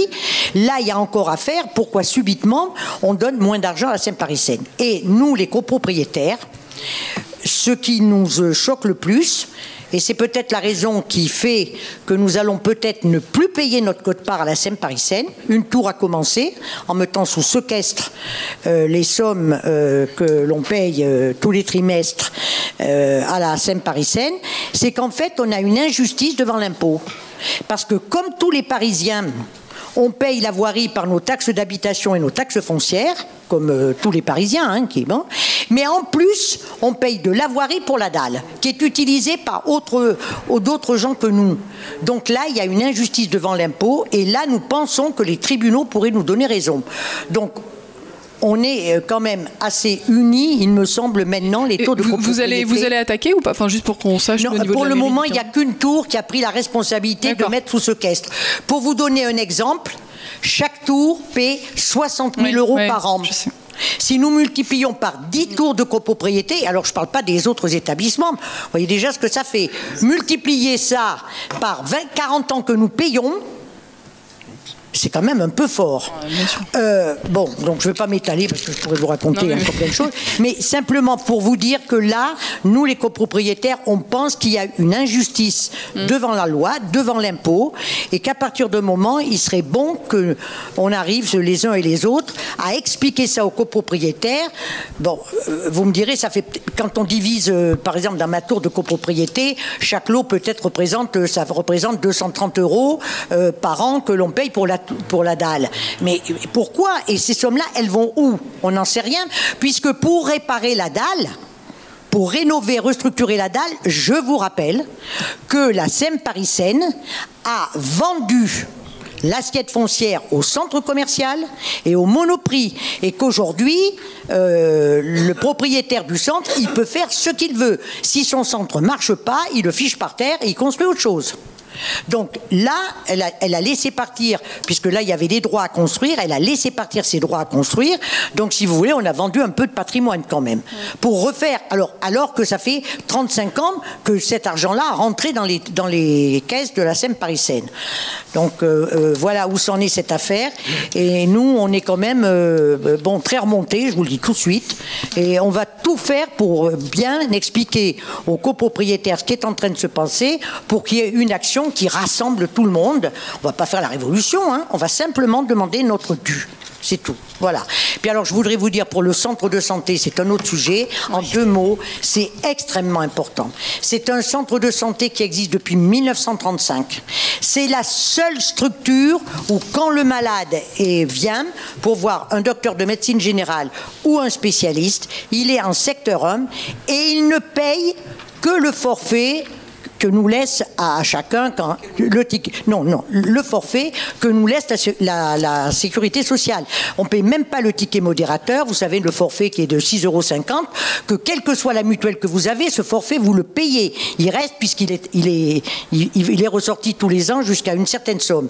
Eh bien, là, dans ce centre, on ne paie que ça. Et il y a des grands spécialistes, il y a en tout 53 personnes, dont 35 médecins. Il faut tout faire pour sauver ce centre de santé. Ce n'est qu'un problème de locaux. Ça me semble incroyable qu'on puisse mettre par terre une structure ainsi qui rend de tels services alors qu'on parle des aires médicales, que la ville de Paris est en train de payer des loyers, je ne mets pas ça en contradiction, hein, paie du foncier pour que des jeunes médecins, à cause du prix du foncier à Paris, puissent s'installer comme médecins. En même temps, on laisse partir une structure qui contente tout le monde avec un service dentaire formidable. Donc voilà, moi c'est un peu un appel au secours parce que là on a jusqu'au mois de septembre. Si la CAF n'a pas cette pression sur elle, nous on ne dit pas qu'il ne faut pas qu'elle récupère ses locaux, mais qu'il nous aide tous les uns et les autres à trouver des locaux. Voilà. Alors on a un appel de personnalité, je vous en donne quelques exemples. Allez-y Madame Baudot. Moi, je crois que pour le centre de Sotevia-là, de toute façon, on a tous envie de trouver une solution, donc je vous laisse distribuer. Oui. Attends. Alors, puisque comme conseiller de quartier, une question, d'accord. Alors juste, s'il y en a qui comptent partir, je voulais juste vous dire, on a notre fête de quartier du conseil de quartier ce samedi 2 juin de 15h à 18h au Square Duplex. Alors c'est assez axé autour des enfants, hein. Il y a des poneys, des stands de maquillage, des barbes à papa, etc. Au fond de la salle, vous trouverez des petits tracts, des petits flyers qui annoncent la fête. N'hésitez pas à en prendre pour en mettre dans les boîtes aux lettres de votre immeuble ou chez un commerçant que vous connaissez pour faire la publicité. Moi, j'en ai mis à l'école Ahmet à côté du Square, à la paroisse aussi Saint-Léon, ils en ont pris. Voilà, mais n'hésitez pas surtout à diffuser l'information par mail et à prendre des tracts en repartant. Particulièrement les conseillers de quartier, bien sûr. Oui. Oui, alors je vais prendre... Il y a des questions. En fait, on a toujours un gros souci de voirie qui est à l'angle de la rue Roelle à la rue Saint-Charles. Il y a de l'eau qui s'accumule constamment puisqu'il y a un défaut de pente et on l'a vu là dans les orages. Et donc déjà, au-dessus, plus personne ne peut traverser. Quand ça traverse, les gens peuvent tomber. Bon, il y a aussi des enfants, hein, bien sûr. C'est un quartier aussi pour tous. Avec l'école, entre autres, hein, pour tous. Et puis, je crois qu'il y a des habitants exactement à cet angle. Donc, peut-être que vous voyez quelque chose dans votre côté. Il y a eu des travaux de fait récemment, c'est-à-dire qu'ils ils ont fait des travaux. Oui, mais les travaux, visiblement, c'est toujours pas bon. Ils ont surélevé le trottoir et ça s'étale encore plus qu'avant. Je sais. Donc, ils m'ont annoncé qu'ils avaient fait les travaux, donc on était très contents. Ça faisait plusieurs mois qu'on les tannait. C'est pire. Et la personne qui s'occupait de la voirie là est partie. Il y a une nouvelle personne à qui, du coup, j'ai signalé que il y avait quelque chose il m'a dit qu'il y a quelque chose qui a été fait. Je dis oui, mais visiblement ça s'arrange toujours pas. Il manque vraiment donc il devait aller sur place. C'était le mois dernier. Ouais, il faut vraiment parce que ça fait depuis plusieurs années. Je vais voir où ça en est. Et ça endommage les copropriétés voisines en fait. Ouais. Que ça s'infiltre dans... Bah oui, je comprends bien. Mais c'est dommage parce qu'ils ont fait des travaux.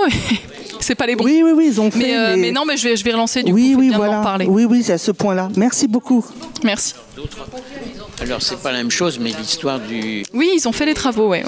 Mais visiblement, ça n'a pas arrangé le problème qui est le leur. Ah oui. Alors, il y a une autre chose, mais qui est exactement au même endroit, tout à fait différente, c'est rue Viala, donc où il y a le carrefour avec la rue Saint-Charles et tout ça. Il y a, je ne sais pas comment on appelle ça, les panneaux rouges et verts, mais pas pour les voitures, uniquement pour les piétons. Alors, il y en a un sur chaque côté de trottoir. Et il y en a un qui a été des malandrins venant de ne sais pas où, qui ont carrément peinturluré dessus. Tagué, on ne voit plus. On ne voit plus rien. Et ça s'est produit il y a plus d'un mois. Hein. C'est la sortie de l'école. Vous l'avez signalé d'une manière ou d'une autre ou pas? Non, je ne crois pas. La dame qui fait la circulation m'a dit qu'elle en avait parlé, mais bon, je ne sais pas. Mais à qui? Parce qu'il fait. Je pense que dans ma rue, l'application, pour le coup, ça marche pour ça aussi. L'application dans ma rue, non? Et pourtant. Ouais, ah bah ouais, parce que avec Dans ma rue, normalement, quand il y a une détérioration, même des tags ou quoi, ils interviennent assez vite. Eh bah ok, c'est gentil. Merci. Voilà. Voilà, bon, on va pouvoir... Alors juste une petite chose, une dernière. Vous savez qu'il y a le budget participatif chaque année. Le conseil de quartier a déposé des projets, 3 projets. L'installation d'un commerce éphémère à la sortie du métro Bir Hakeim. C'est pour éviter les phénomènes de squat, de vendeurs à la sauvette à la sortie de ce métro. Ça donne pas une très belle image aussi pour les touristes qui arrivent là. Et donc l'idée, c'est d'installer une petite enseigne, et un petit commerce, et les enseignes tourneraient en fait régulièrement. Il y aurait des enseignes différentes en fonction de l'actualité, des saisons. Voilà, c'est un concept qui marche assez bien. Alors plus aux États-Unis, mais qui est lancé là en ce moment à Paris. Donc on a suggéré ça. Aussi l'installation d'un terrain multisport sous le métro aérien vers Duplex, et un skatepark à côté du square Béla Bartok. Peut-être pour éviter aussi trop de skate sur la dalle Beaugrenelle. Alors c'est donc 3 projets. Donc en fait ces projets seront soumis au vote des Parisiens entre le 7 et le 23 septembre. Ils seront soumis au vote à la fois en ligne et à la mairie du 15e, et sur différents points tenus par les élus du 15e sur différents marchés. Donc entre le 7 et le 23 septembre. Donc retenez-le, et n'hésitez pas à voter pour les projets du conseil de quartier. Et nous, je mobiliserai aussi les conseillers de quartier pour tenir aussi un peu ces stands avec nous et nous aider à porter les projets. Voilà. Et ensuite, les projets lauréats seront annoncés le 27 septembre. Et... Oui, commission ad hoc en juin. Oui, on peut la suivre. Et donc, les projets retenus seront soumis au vote en septembre. Normalement, nos projets seront retenus. Mais... Voilà. Bon, oui. Le projet Béla Bartok, c'est l'installation d'un skatepark, d'un espace pour faire du skate à côté du square. C'est dans la contre-allée, le long du square. En fait, il y a une possibilité de le faire dans la contre-allée là, qui est le long du square. Il y a une possibilité de faire un espace pas très grand, mais le côté du quai, ouais, le côté du quai. Puisqu'on parle de Béla Bartok, oui. Je me suis aperçu en allant regarder ce qu'on voulait faire avec notre jardin. Vous savez, on avait proposé que le jardin pédagogique soit remis en état et un jardin partagé, mais on nous a expliqué que la ville de Paris était en train... Bon, là, ça se rediscutera, parce que je veux bien savoir ce que veut faire la ville de Paris. Voilà, en fait, ils nous ont dit qu'ils avaient un projet... j'ai eu la surprise en allant au square Béla Bartok, que je connais pas beaucoup, de cette magnifique fontaine, que du coup, j'ai été regarder sur Wikipédia il y a 20 ans, qui est complètement... dans un état, elle est en péril, hein. J'ai appelé le sculpteur qui a fait ça, un certain monsieur Lechamp, qui est un type très très connu, un grand sculpteur. Et cette fontaine, qui s'appelle Christo, est propriété de la ville de Paris. Et malgré des centaines de lettres que cet homme-là a écrites depuis 20 ans à tous les maires de Paris, à tous les élus, à tous les ministres, à tous les présidents de la République, personne n'a bougé. Donc je vous assure, si vous avez une minute, vous regardez sur Wikipédia, sur Fontaine Christo, vous la verrez d'ailleurs quand ils l'ont inaugurée, c'était une splendeur, et alors elle à voir maintenant aujourd'hui, et c'est chef-d'œuvre en péril. Il faut la sauver, hein. Moi je vais m'y mettre, hein, je vous le dis. Vous avez beaucoup de combats, Madame Baudot. S'il vous plaît, une dernière petite chose, mais tout à fait encore différente. Moi, malheureusement, j'habite depuis des décennies dans le quartier, donc j'ai plus 20 ans. Mais je vois évidemment les différences, mais tout le monde le sait. Et il y a quand même quelque chose à constater, c'est la multiplication des crachats sur les trottoirs. Je ne parle même pas dans le métro, les marches de métro et tout ça. Or, je ne voudrais pas être politiquement incorrect, mais à mon avis, ce ne sont ni des Savoyards, ni des Bretons, ni des Alsaciens qui crachent, parce que je vois ceux qui crachent. Alors, rien n'est fait. Je sais que là, c'est quand même une grave question de propreté, surtout quand on arrive devant la porte de son immeuble, le portail de l'immeuble, et vous avez intérêt à regarder par terre, sinon vous marchez... C'est vraiment scandaleux. Il y a une nouvelle brigade anti-incivilité qui a été mise en place depuis janvier, mais je ne sais pas si sur les crachats, ils font quelque chose. C'est interdit de cracher. Alors, je dirais même une chose, c'est qu'il y avait un grand article dans le Parisien il y a quelques jours qui mentionnait, qui disait, il y a une chose qui est totalement fausse, soi-disant que dans la religion de l'islam, on doit cracher pour ne pas avaler sa salive. Eh bien, le journal a fait un grand article en disant c'est tout à fait faux. C'est pas du tout dans le règlement de l'islam. Voilà. Je pense effectivement que c'est pas... qu'il y a un problème au niveau, donc, culturellement, au niveau de la Chine, il y a ce problème-là. Au niveau donc de certaines cultures, notamment donc en Chine, il y a vraiment ce gros problème. Et dernièrement, donc il y avait des groupes donc chinois qui passaient. Et bon, il y a peut-être une sensibilisation aussi à faire à ce niveau-là. Je pense que c'est culturel et peut-être qu'il faut amener l'Office du tourisme à en parler sur le plan culturel et dire bon, il faut. Mais vous savez, en 1978, c'est donc pas hier, je me trouvais à Singapour, donc en 1978, quelqu'un qui crachait sur le trottoir, c'était, à l'époque, ça correspondait à 70 000 anciens francs.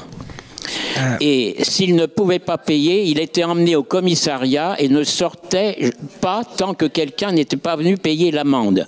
Et même chose pour un simple bout de papier jeté sur le trottoir.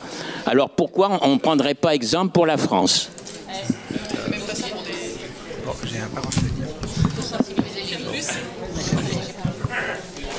Bon, voilà, les mégots, on peut un peu plus agir déjà. Les mégots, ça concerne tout le monde. Tous les fumeurs.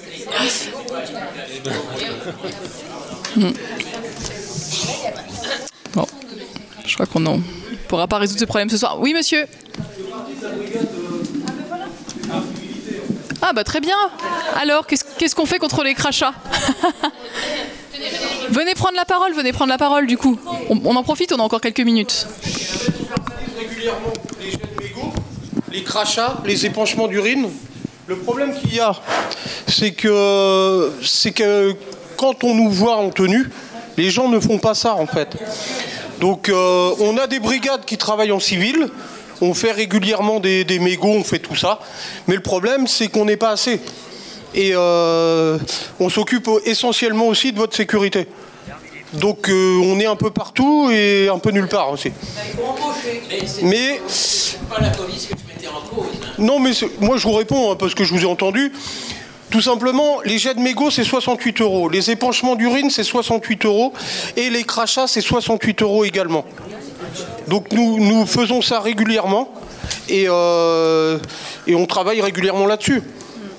Mais on n'est pas assez. Et puisqu'il doit y avoir aussi une jeunesse maintenant à défaut de service militaire qui doit faire du service civil, toi, ne s'occupe pas de ça. Ça dépend pas de moi. Non. Et si vous voulez vous renseigner sur le code pénal, c'est l'article R633-6 du code pénal. Donc voilà, vous voyez. C'est la loi de 1880. Ça a changé. Oui, ça a changé. Mais merci monsieur pour ces informations complémentaires. Voilà, merci à tous et bonne soirée. Donc j'espère rendez-vous samedi au Square Duplex pour la fête entre 15h et 18h. Et sinon, bel été à tous. Hein.